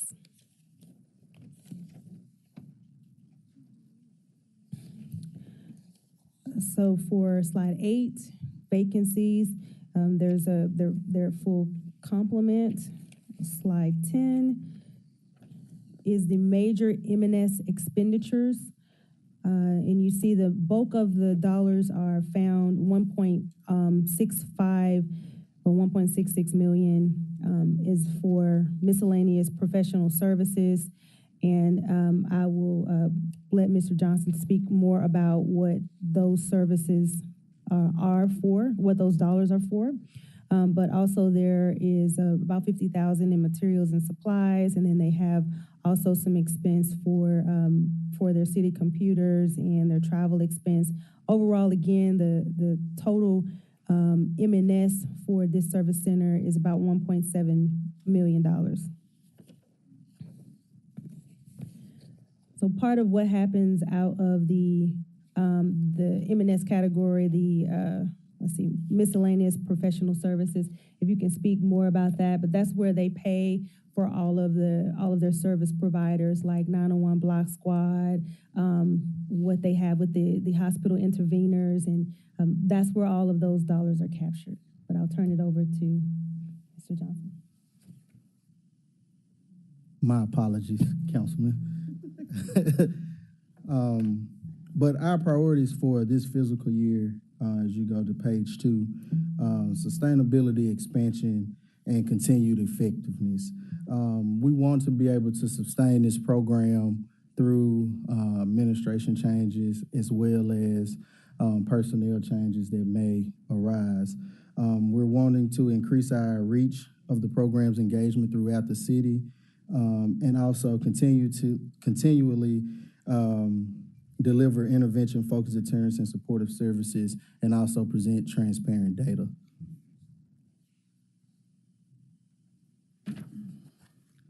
Part of that sustainability, we're working to develop a operating procedure for the program. That will contain the daily operation and procedures of all city and contractor personnel within the program. Being that if we have a change in leadership or personnel, once we hire someone, they can come in and pick up where that person left off without having any major barriers presented to them. Also, we want to develop and deploy an executive board to assist in overcoming program barriers as well. You'll see an illustration to the right of that that shows how that board would look. Some members that'll be on that executive board would be the mayor, chief of police, representative from city council, U.S. attorney representative, a DA representative, hopefully someone from juvenile court, someone from the crime commission, participating hospital executives, and support provider executives as well.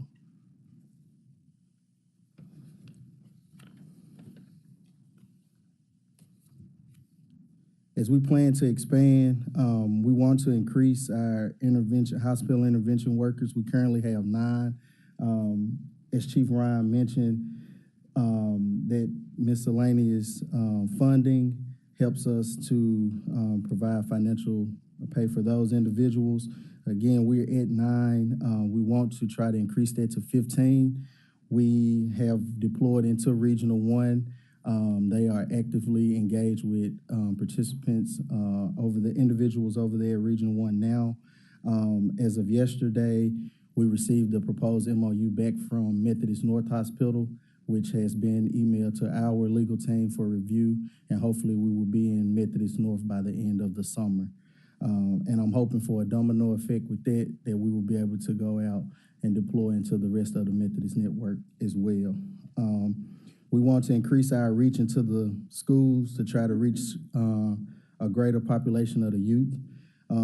This includes MSCS as well as the charters and achievement schools. Again, we are currently in MLK. We will try to reach out to other charter schools over the summer, as well as try to continue talks with MSCS to see if we can engage with their youth as well and offer intervention services into their schools. We want to increase our number of street interventionists. We're currently at 54. We hope to try to get to 75 by the end of the fiscal year. If we can get to more, that'll be great. And that's 901 Block Squad. And again, they are on the streets. That's our boots on the ground, mediating the beefs between groups on the streets, giving great information of who's pulling the triggers and how can we intervene and help those individuals. We have 3 liaison officers from the Memphis Police Department. We are grateful for that number. We would like to educate more patrol officers. We're going out this week, starting this week, making precinct visits to educate the officers at every precinct in patrol about the program to try to get ahead of the summer. So this will be another resource that they can utilize this summer if they're having shootings or violent crimes between groups in their precincts. They'll have knowledge now of this program and be able to utilize it as a resource. So hopefully that will give us more participants to enter into the program and try to calm down what we might believe to be a lot of feuding this summer. With the continued effectiveness, we're looking at other case management software. We're expecting more people to be contacted and engaged in the program. So we want to be able to effectively keep track of these individuals. So we're looking at case management software that will help us do that. We also looking at software to help us expand the variables that we're already capturing. Our data specialist wants to dive deeper to see what other causes are causing these individuals to commit these crimes as well. We are planning to identify and collaborate with additional community partners. One partner that we have been in talks with is JIF. They have a lot of good programming for youth between the ages of 10 and 17. So we want to see how can we be a good partner for them and hopefully refer a lot of youth that are going down that bad path to them and offer them those resources.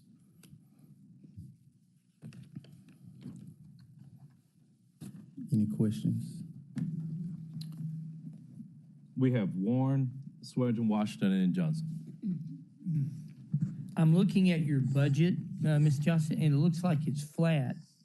And I'm seeing that you're planning on adding a number of positions, 9 to 15 for your hospital interventionists, 54 to 75. Is everyone taking a pay cut that's already there? Or how are we paying for this if we have a flat budget? So we do still have our ARPA funding as well, that we're using those funds as well to pay those salaries. Okay, so this really isn't your whole department budget. This is just your budget request from us. Correct. Okay, so what percentage of increase are you seeing in your whole department budget this year? On general. So in general, it would be related to the increased personnel costs. There was an increase in salaries. But I mean, there's not really an increase in this budget that we're looking at. No, right? the only increase is related to that. The ARPA dollars are what is being used to expand the services currently. So I think that's something that we would like to see. So as we're trying to explain what's going on, how the city's putting resources in, we're adding more resources. If someone was just looking at this budget that was presented to City Council, they would not know that we were increasing stuff. So I don't know how you get that out in this type of situation, but it'd be good to have something published to where we would see it and have it as talking points. The other thing I'm wondering about is, as this program is proceeding, part of what I understand is that there is a dedicated police unit that is designed to be the one that you guys go to do your interventions, that hopefully is gaining the trust of the community and only dealing with these violent crimes, only dealing with violent gun crimes, violent drugs, violent gang activity, violence. And I'm wondering, who's that unit that you call? So again, we have been fortunate to get 3 officers from the Memphis Police Department. So we have 3 officers, that's our unit right now? Yes. And we refer to them as our liaison officers. So they are the ones who make that initial contact to the individuals once we identify them and build their rapport with them to get them to engage in our voluntary custom notifications. Again, this is the reason why we're going out to the precincts before the summer hits, to try to educate the patrol officers at every precinct, because we know they're spread thin. So at least they'll have the knowledge and the resource, and they'll know how to get. They'll know how to get you and get those 3 officers. Correct. Because, it's my understanding that oftentimes these units will include not just the police department, but perhaps someone from the Department of Corrections and perhaps someone from the Sheriff's Department. It's supposed to be sort of an interdepartmental group that is making these interventions when we're actually trying to make an arrest or get someone off the street and make sure they're not being killed. I take it we don't really have any sort of interdepartmental group that we're working with, or do we? Yes. So every Wednesday we have a collaborative meeting that includes our liaison officers, investigators from Memphis Police Department, TDOC, our street intervention group, as well as somebody from the DA's office. Juvenile court has a representative, and as well as school security. Okay, so as this goes about, how does this sort of function in conjunction with Memphis Allies? Where do you guys sort of cross paths, and how do y'all support each other? So along with a partner grant that we've went in partnership with them on, we also have referred individuals to Memphis Allies, their youth switch program, early on when I came on. So we do, if we find someone that fits their criteria, because they have a set criteria for individuals that they will accept. If we find an individual and identify someone that will fit their program, we do try to refer them over there as well. So you get them there. So in this particular program that we've been using with 901 block, I guess what we're, when we're getting I guess, data to like let us see how effective it is. How many interventions have we actually made that, you know, we feel like stopped a murder or stopped a retaliation? How many people have we actually been able to take off the street and arrest after they've killed someone or done something violent with a gun? How do we see that information as council so we can explain to our citizens what you're doing and how it's being effective? So we previously presented a lot of statistical data to the city council. One of the pieces that was very, very intriguing was the recidivism rate. And we had 98 on our custom notifications of those individuals that we engaged in. 98%. Those people who came in for call-ins? For custom notifications. That's where we go out and meet them where they at. That is voluntary. Those are the individuals that volunteered for us to come out to meet them, whether it was at their home, their job, school, and meet with them to deliver that we need to stop the violence message and offer them resources. 98% of those individuals did not reoffend or get rearrested or was listed in the report. From our call-ins, I think it was 96% that wasn't arrested. So it's effective. One of our goals, again, is to expand. We want to reach more individuals so we can get more individuals off their path of violence. So with your flat budget to us, give me that number one more time. What's our percent increase that we're spending in this program this year, and how far do you think you're going to need to crank this up before we can begin to see a reduction in our murders again? Councilman, this is Walter Person again, 125 North Main, Deputy CFO. I did want to respond to a prior question you asked. We currently have $4.8 million of ARPA money dedicated to group violence intervention program. Annually? This for this the year. entire period of our 2 years. of ARPA. So for FY23 so far, at least through May 19th, we spent about 1.4. So the remaining will be available for them to spend up and through the end of calendar year 2024. So we have to really be cranking what we're spending on that right now, right? Yes, sir. But we have funding. Okay. And so percentage increase this year using ARPA is what? How much extra, like compared to what we spent last year? With ARPA, what's our budget spend this year to make sure we get all of this money spent and the program in place? And then I guess we need to think as a council, what do we have to do to keep it going after ARPA's gone the next year, right? We did not spend any money in FY22. The 1.4 is roughly all this year. Okay, so, and it was 4.2, you said? Is 1.4 for and the this total year? that we had to spend? 4.8. 4.8, and we spent 1.4? Yes. So that leaves us $3.4 million to spend next year on this program? Yes, sir. Okay, so it's Chief Ryan? I understand you're trying to ask what is the percentage increase if we were to say this 3.4 was a part of FY24. Let us do some math really quickly. We'll get that for you. What the percentage? Okay, well, I'm just saying if we're planning on doing that and cranking this up, then we as a council need to know, as we're going to be having to fund this without ARPA the next year. So it's going to be really important that we see how effective it is, and we can like take that and make a case to citizens and to our fellow council members that we want to continue this. Thank you, Dr. Warren. Thank you. And we appreciate that ARPA allocation. It is a tremendous help to the program. All right. Thank you, Mr. Chair. Thank you, Mr. Johnson. Thank you. Chief. Councilwoman Sawyer Washington. Thank you, Chair. I had some questions on the expansion page. Can you tell me the roles of the intervention workers? What are they doing? So for our hospital intervention workers, when someone comes into either Regional 1 or Labonte as a victim of gun violence, our team is notified by staff at each hospital that this might be a individual that could benefit from our message, either because they feel like that individual is going to retaliate or this person might be a victim again.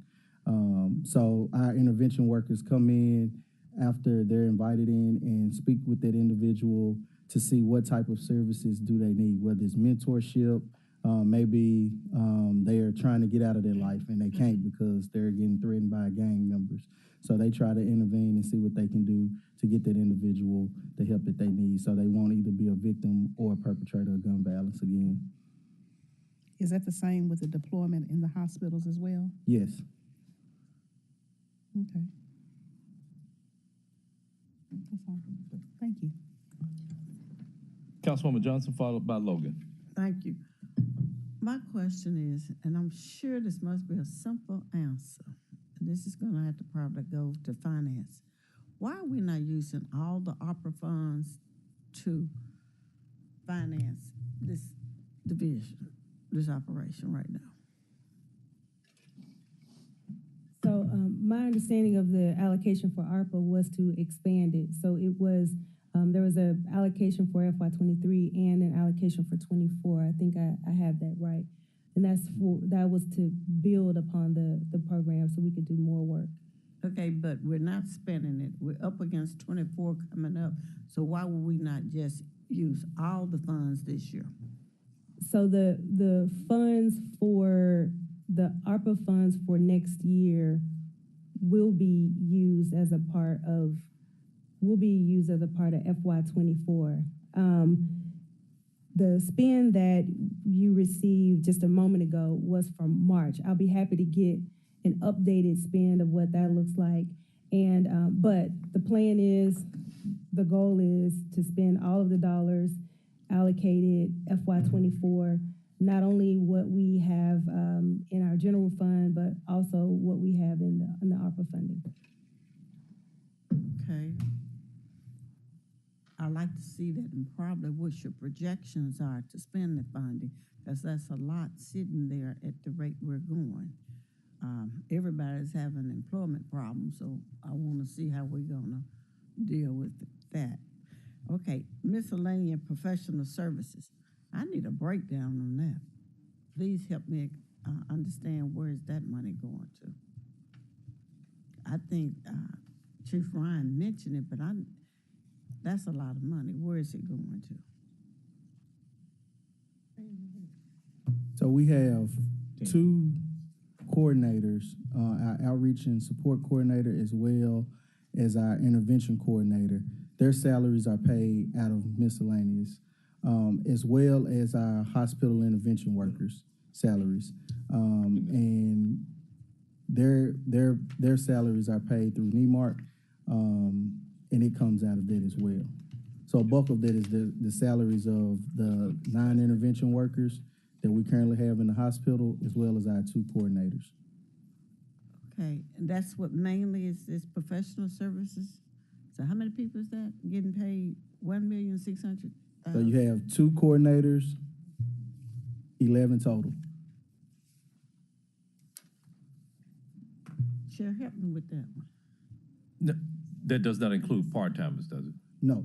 Okay. So, but what that does not That's include? That's the full-time. We have an additional part-time hospital intervention worker as well. Okay, can you provide just a breakdown on that for me as well?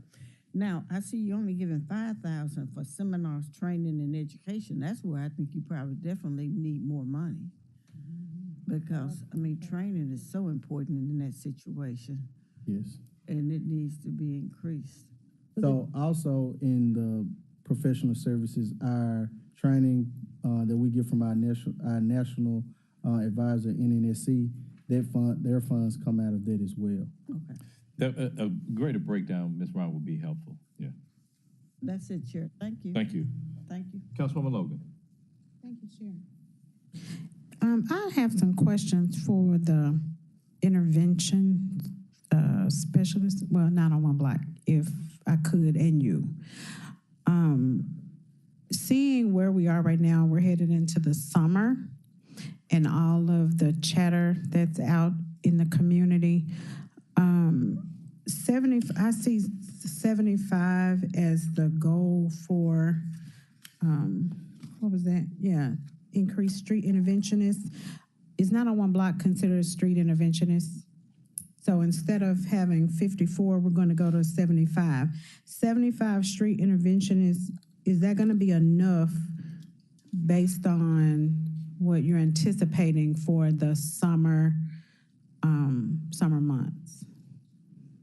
And I know, speaking to what Chairwoman said, Johnson, seemed like to me we need as many street teams as we can train and deploy, utilizing whatever all the funds we need to get ahead of the curve, to get ahead of, what's going on now. Once school, because it's already lit, as they say, when school is still in session, what's going to happen. So I kind of want to hear what the plans are, or what is going to be ramped up for the summer. And will these 75 street interventionists be enough?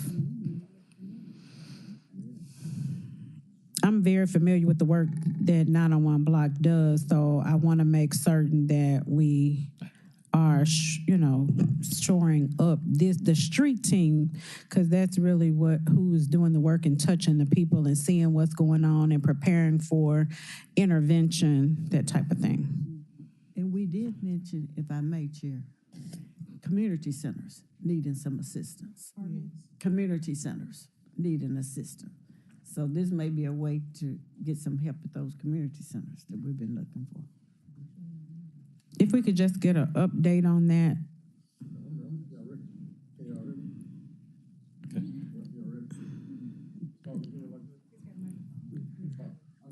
A microphone? Oh. Oh, I thought you were talking to somebody else. You done called a posse and stuff. Testing. Hey, listen, it's new age technology. Yeah, please provide your name and your affiliation and address. Delvin Lane, the executive director of the 901 Block Squad. All right, so, all right. So just kind of give y'all an overview of what a 54-member team looks like. And I've been told to take it to 100, but of course we got to wait to see, what finances look like. But we have 12 target areas across the city. Y'all want me to name them all if y'all got time? Okay, all right, so quadrant 1 will be what we call South Memphis West and South Memphis East. It's from the river all the way up to Everest Presley, going north to Poplar. All right, quadrant 2 would be North Memphis and Fraser. Quadrant 3 would be Orange Mound and Binghampton. Quadrant 4 is the Malmarai corridor as well as Parkway Village. Quadrant 5 is Nutbush and Raleigh. And quadrant 6 is Westwood and quadrant 6 is Westwood and Whitehaven. So what I did, I named out 6 quadrants for 12 target areas. Each quadrant has a quadrant leader and a team that works with him or her in that quadrant. And then we have myself, assistant director. We just brought on a behavioral specialist to deal with our mental situations, and we're constantly building. We have a group at MLK that's doing safe passage, as well as building relationships at lunches in the schools, and the fights have dropped tremendously, having that presence at MLK. We have a big team, and of course we need more. We was doing a news interview earlier at the Whitehaven Community Center, and as we was out there doing the interview, a black Infiniti pulled up and shot a guy. And so that's how serious things are. But my people have boots on the ground and relationships. They know the big homie in every community. They know the officer. They know the community centers. But getting in there, building those relationships, having the pulse so we can prevent crime is the most important thing. Then the thing that we really specialize on is retaliatory crimes. Because after that shooting happens, y'all know the number one thing is get back. So we work with the hospital violence team, work with the MPD. I do, personally. I work with the colonels and one chief that lets me know when shootings happen so I can deploy my people in those hotspots to make the contact so we can figure out how to stop the next shooting from happening. So it's a lot of sophistication going on behind the scene that we really don't make public, But we grind and we working, and of course, y'all know we need more and more, and we appreciate every opportunity to stand in front of you guys and ask for those resources and assistance.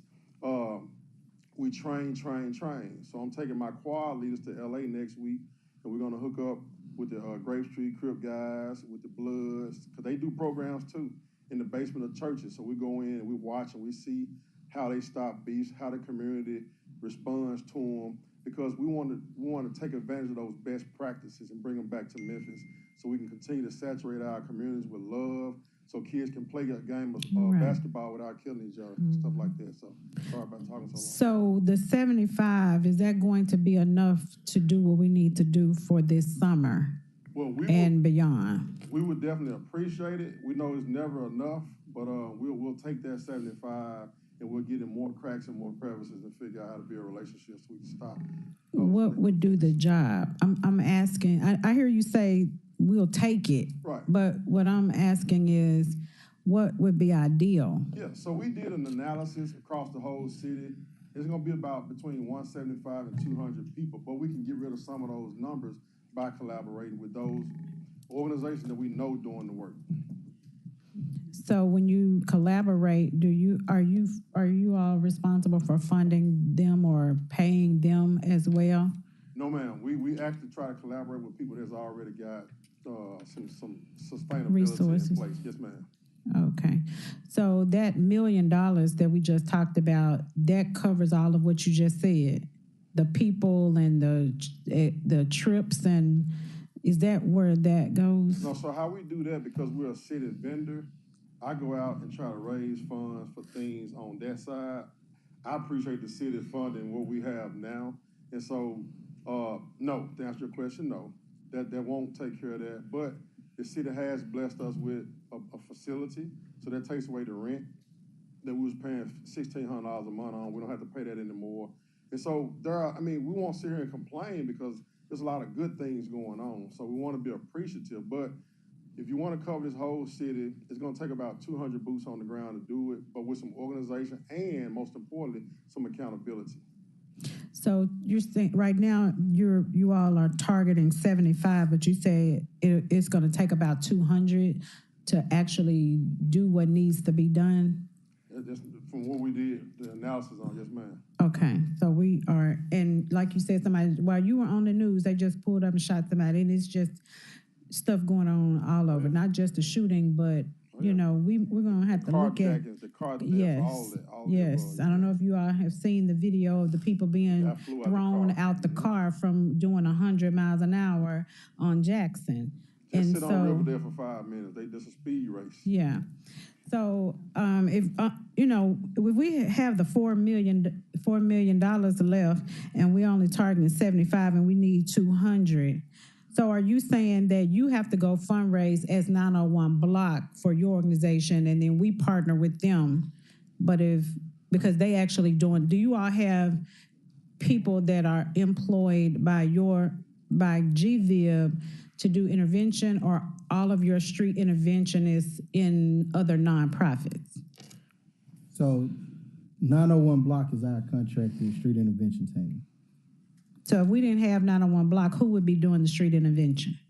That's why we have 901 Block. Okay, so them being healthy and them doing the work, he's having to ramp up his to make sure we're getting that 200. So that's something we need to look at, because we might have to do something additional to get to this 200 if they know how to do the work. Like, I don't want to see, what I don't like to see, and I'm not saying we're doing this, but I do think it's important for us to keep our administrative costs down so we can make sure that the people out there doing the work is getting the money and able to do what they need to do. Like he said, he needs to go to LA, it's just passion. I'm not, directing it towards you. I'm just saying, but to do all of the things that need to be done, to do all of these collaborations and to do the intervention, we need to make sure we're able to put the money where it needs to be. And putting 75 as a target in our city is under siege. We're listed as number 5 on Forbes, most crime, and we got to get to 200. We at least need to get to 100, I would think. So we need to figure this out.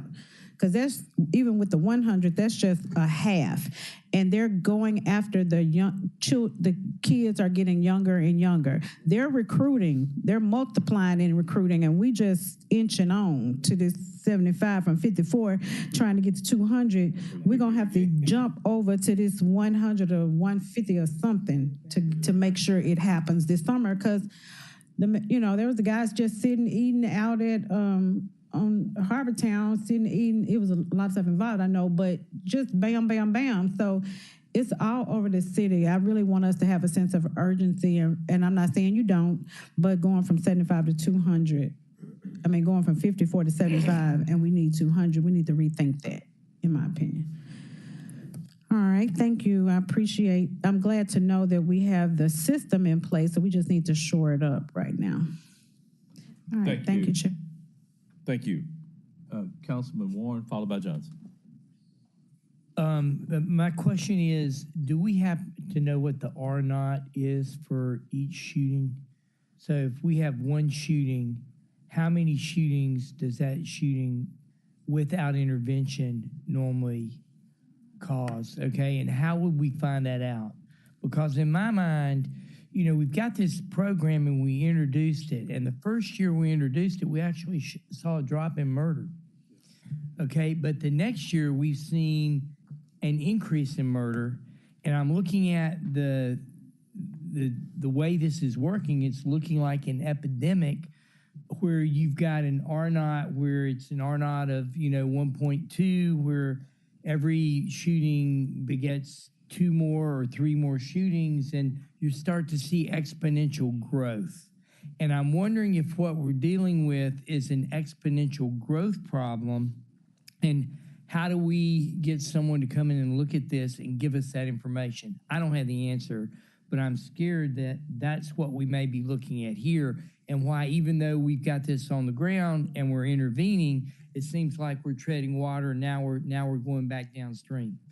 At least with numbers that we had. Because when we first brought this in, we saw a 16% drop in murder. Yeah, 27 in the north. Yeah. 17 in the south. Yeah, so I mean, we saw a big drop the first year, and now it's going back up again. So that particular question, we may need to get somebody like Dr. Jane or someone who's an epidemiologist to come in and look and give us that information, because it will give us the information we need about how rapidly to get to 200 people doing this intervention.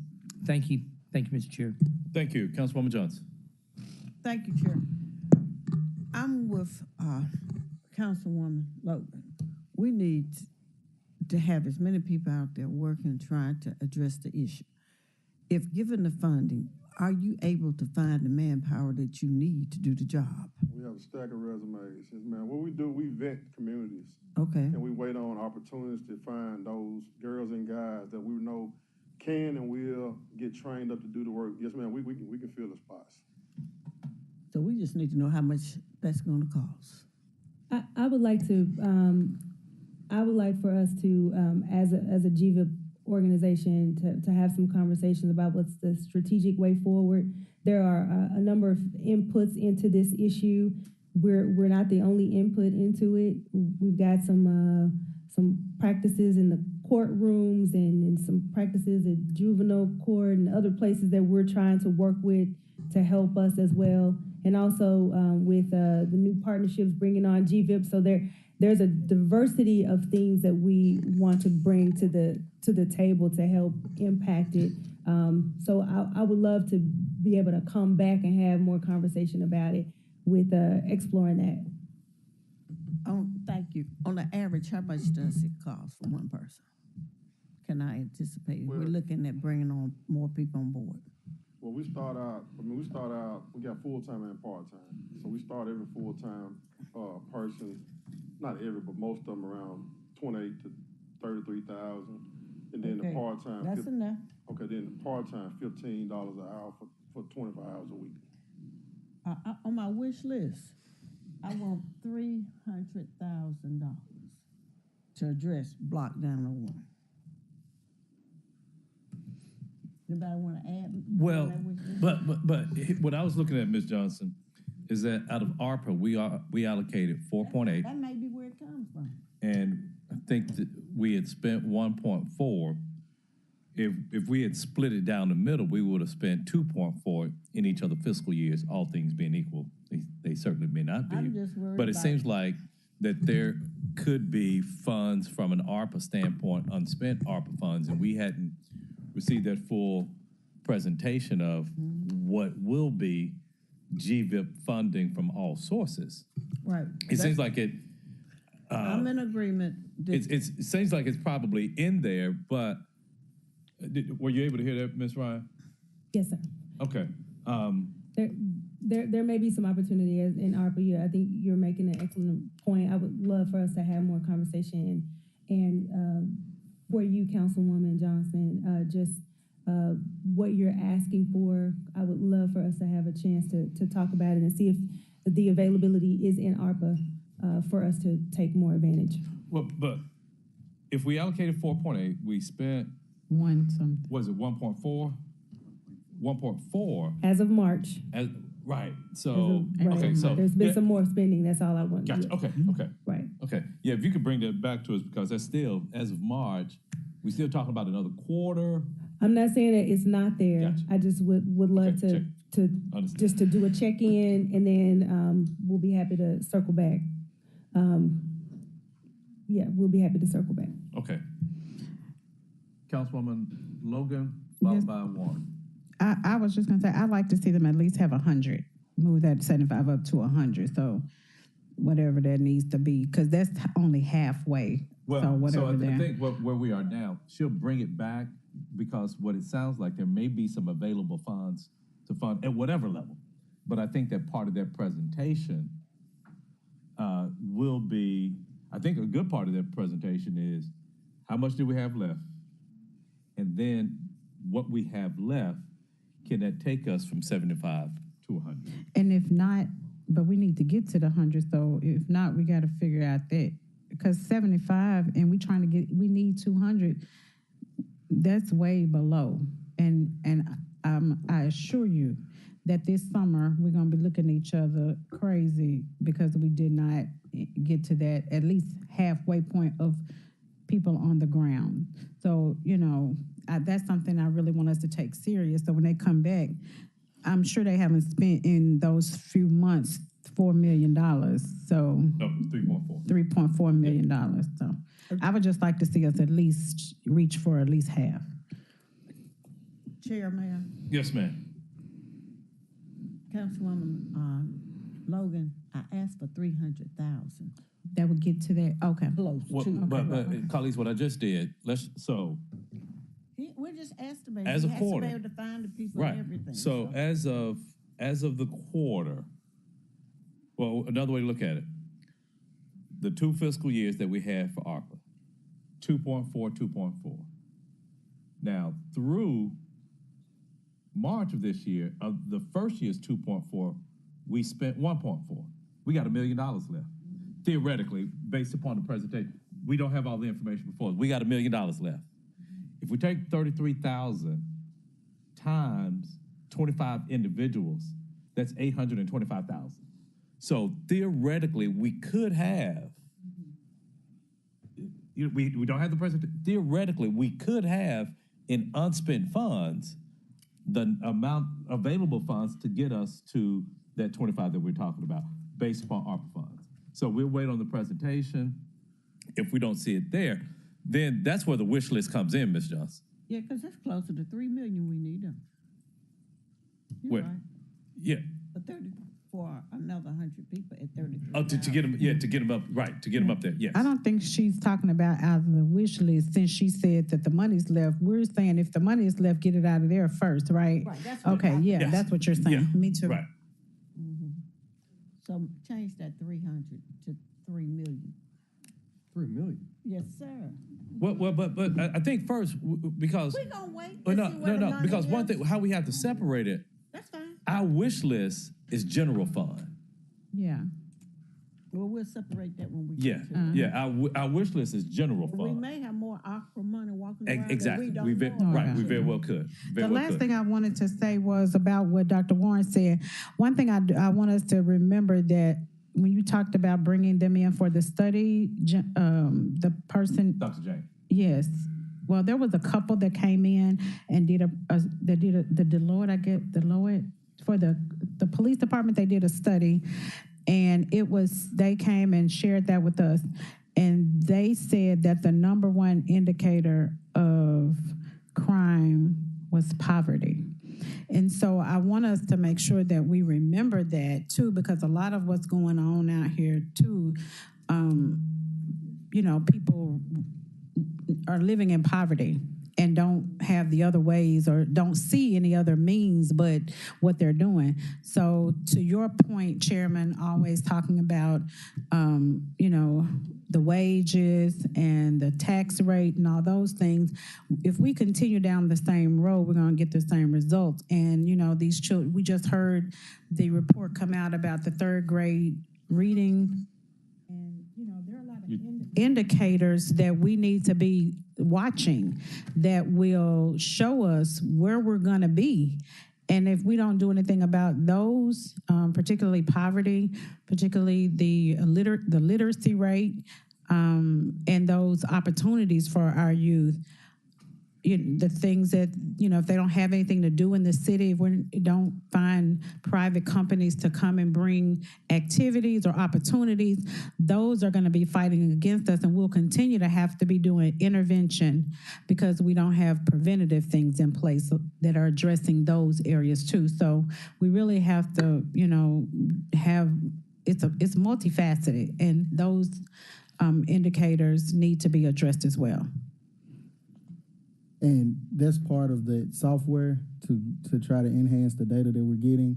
Our data specialist brought that up, and the software that she's looking at will grasp those so we'll know why these individuals are continuing to go down that path. And then that's why we're expanding into partnering with Neighborhood Christian Center. We were able to identify through our shooting review collaboration where a lot of our shootings were coming from in their Airways precinct. So now we're helping them enhance what they're doing to address those needs like poverty, job placements in that saturated area as well. Okay, thank you. Okay. Councilman Warren. Well, let me hear from Councilman Canale, who hasn't spoken on this issue. Thank you, Chairman. Warren and Johnson.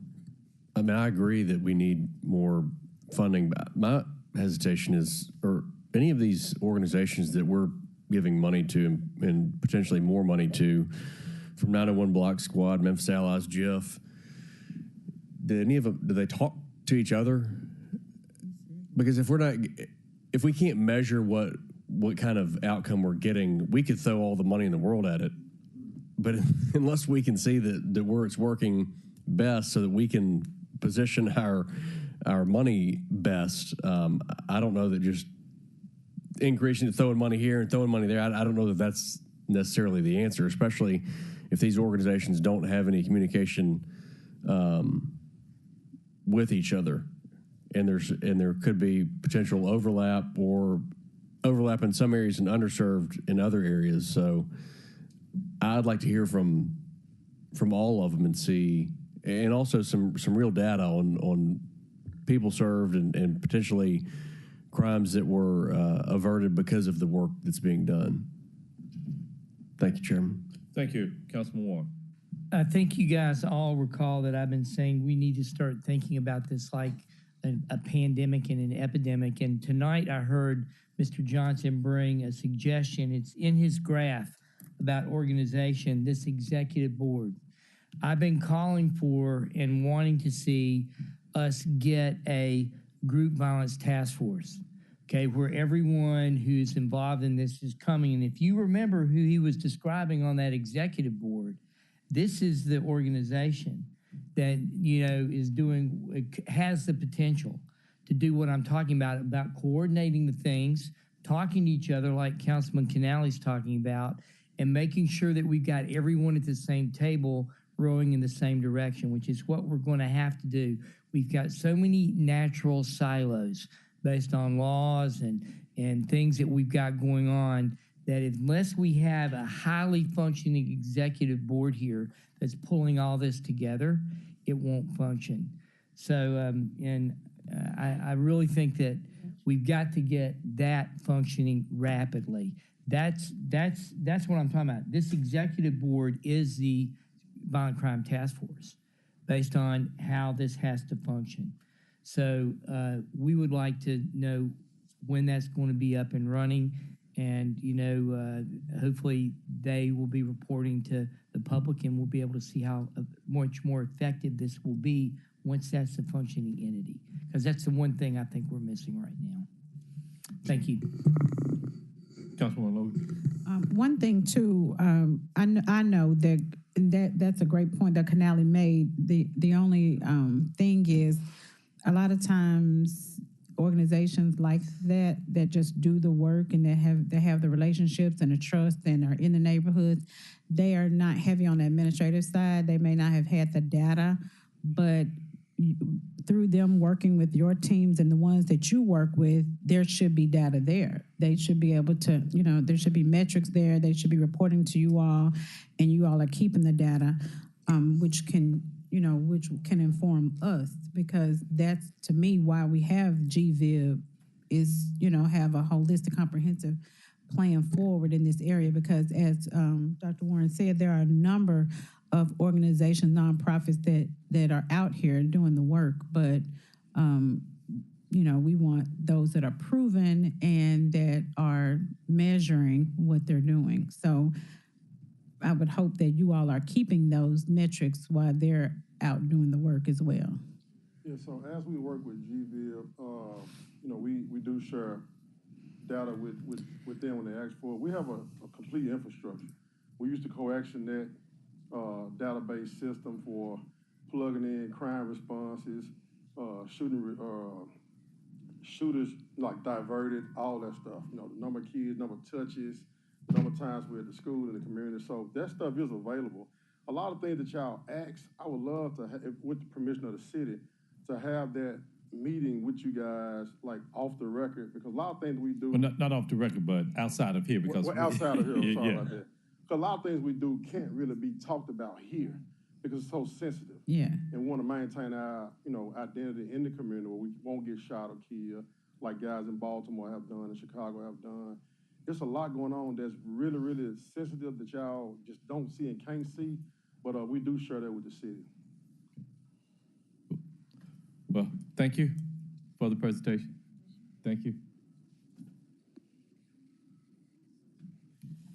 Colleagues, we have our next presentation, which will be our final one for this evening, will be Community Affairs.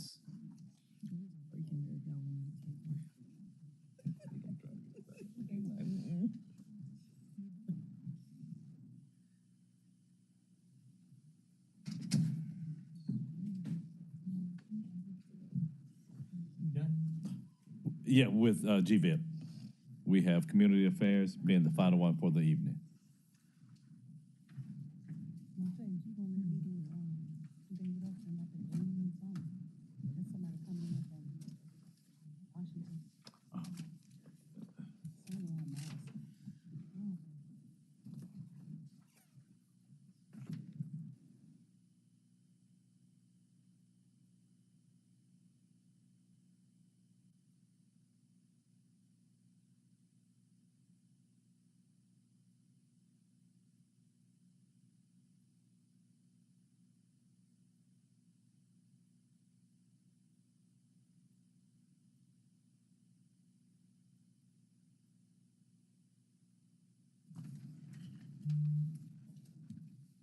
Good evening.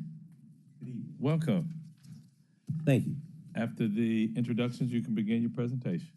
Okay, I'm Ike Griffith, Director of the Memphis Office of Community Affairs, and I have with me Ms. Ashley Davis. Workforce Supervisor for the Office of Community Affairs. Ashley Davis? Yes, okay. I'm sorry, Ashley Davis, Workforce Supervisor for the Office of Community Affairs. Okay, thank you.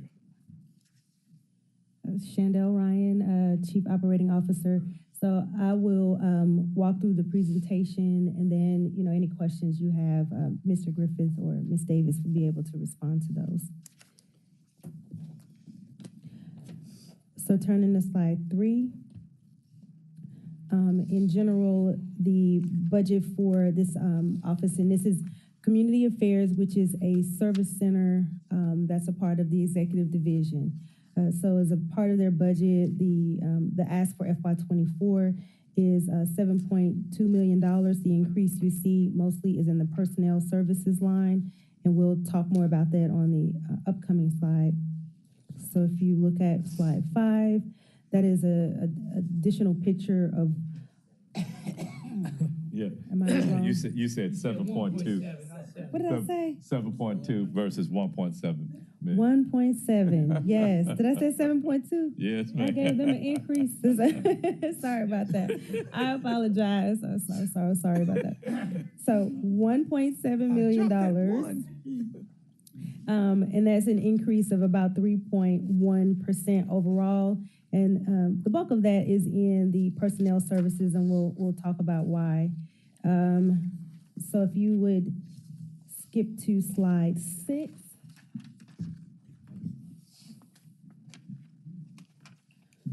On slide 6, you see the increase there. That is for the insurance and pension costs. And I didn't mention this in the previous presentations, but remember the salary increases that this group would receive. It is a part of the overall executive division, and so all of that was parked in the first service center, which happens to be the mayor's budget. So that's why you don't see it here. But all of the employees are receiving the 2% increase.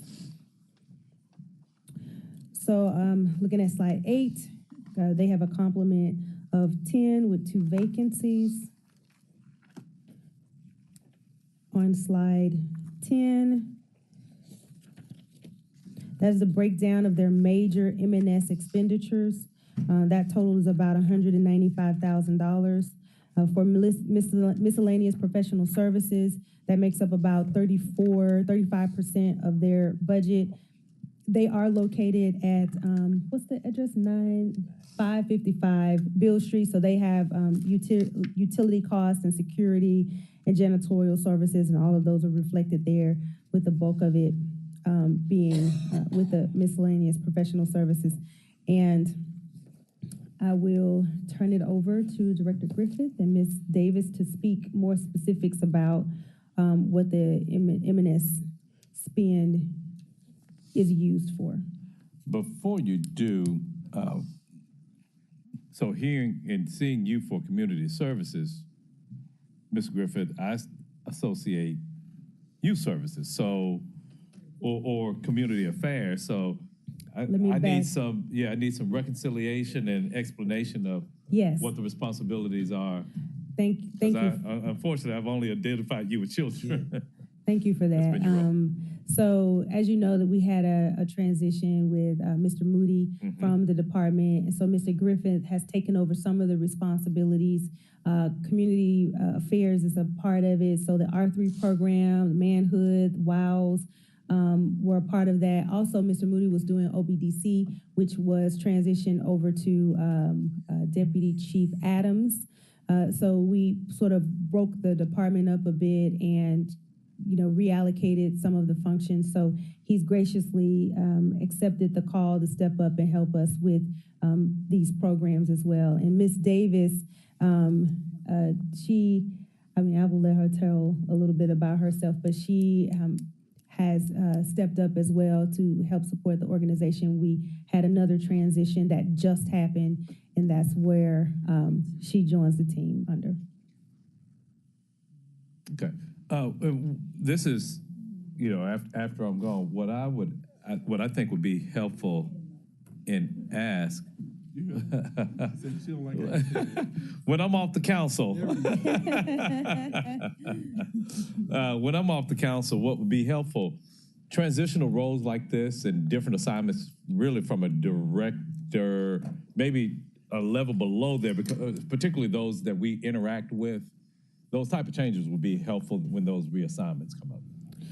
We typically send out an email And I do believe I failed to send out an email with this one out. Just while we're talking about transitions, did you all get the email about Director Pugh? Yes. Okay. Yes. All right, cool. So I will make sure that I send out something just to make it very clear. I apologize. That did. No worries.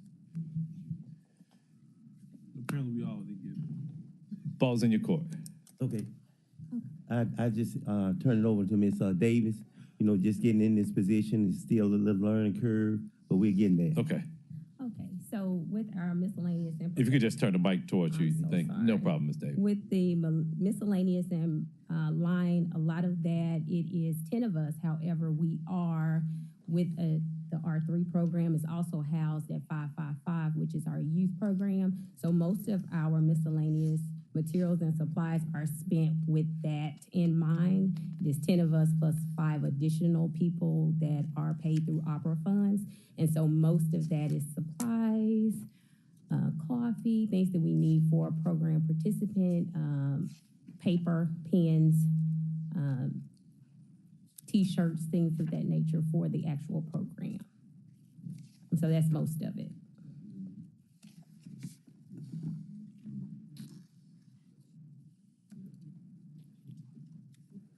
Colleagues, any question? Okay, so, well, excuse me, I have one question. I'm looking at this book here, supplemental budget data.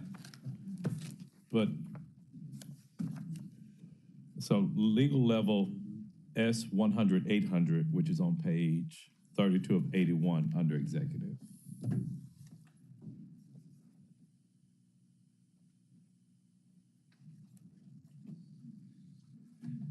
And I just need some clarification. Yes, 32 of 81. But then, page 56 of 81, we're supposed to be on S101-400, Community Affairs, not Office of Youth Services and Community Affairs, correct? Correct. So you would be looking at Service Center. I think they're acting.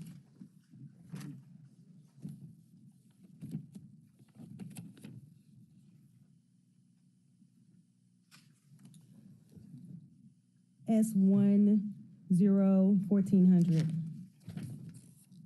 Well, okay, gotcha. So, Page 56. yes, yeah, okay. So, colleagues, when we look at this amount, unless you're looking at this supplemental data, you'll see that the bulk of their,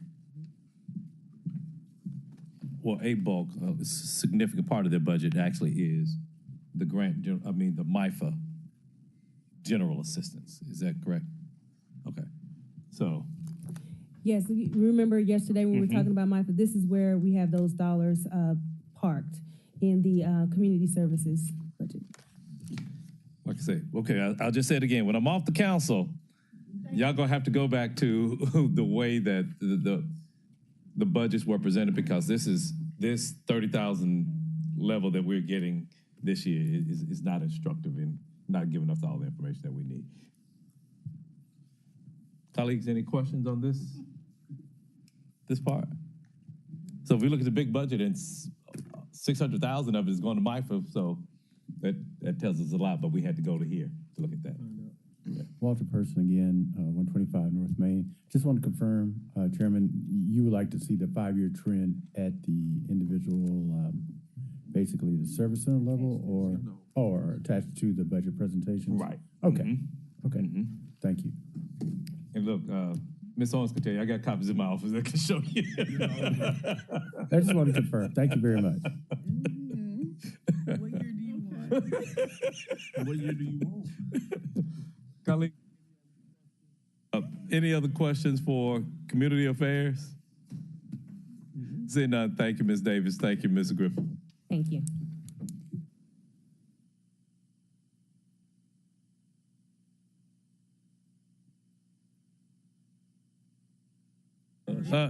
Is there any other business to come before us today? So we do have wrap up tomorrow, folks.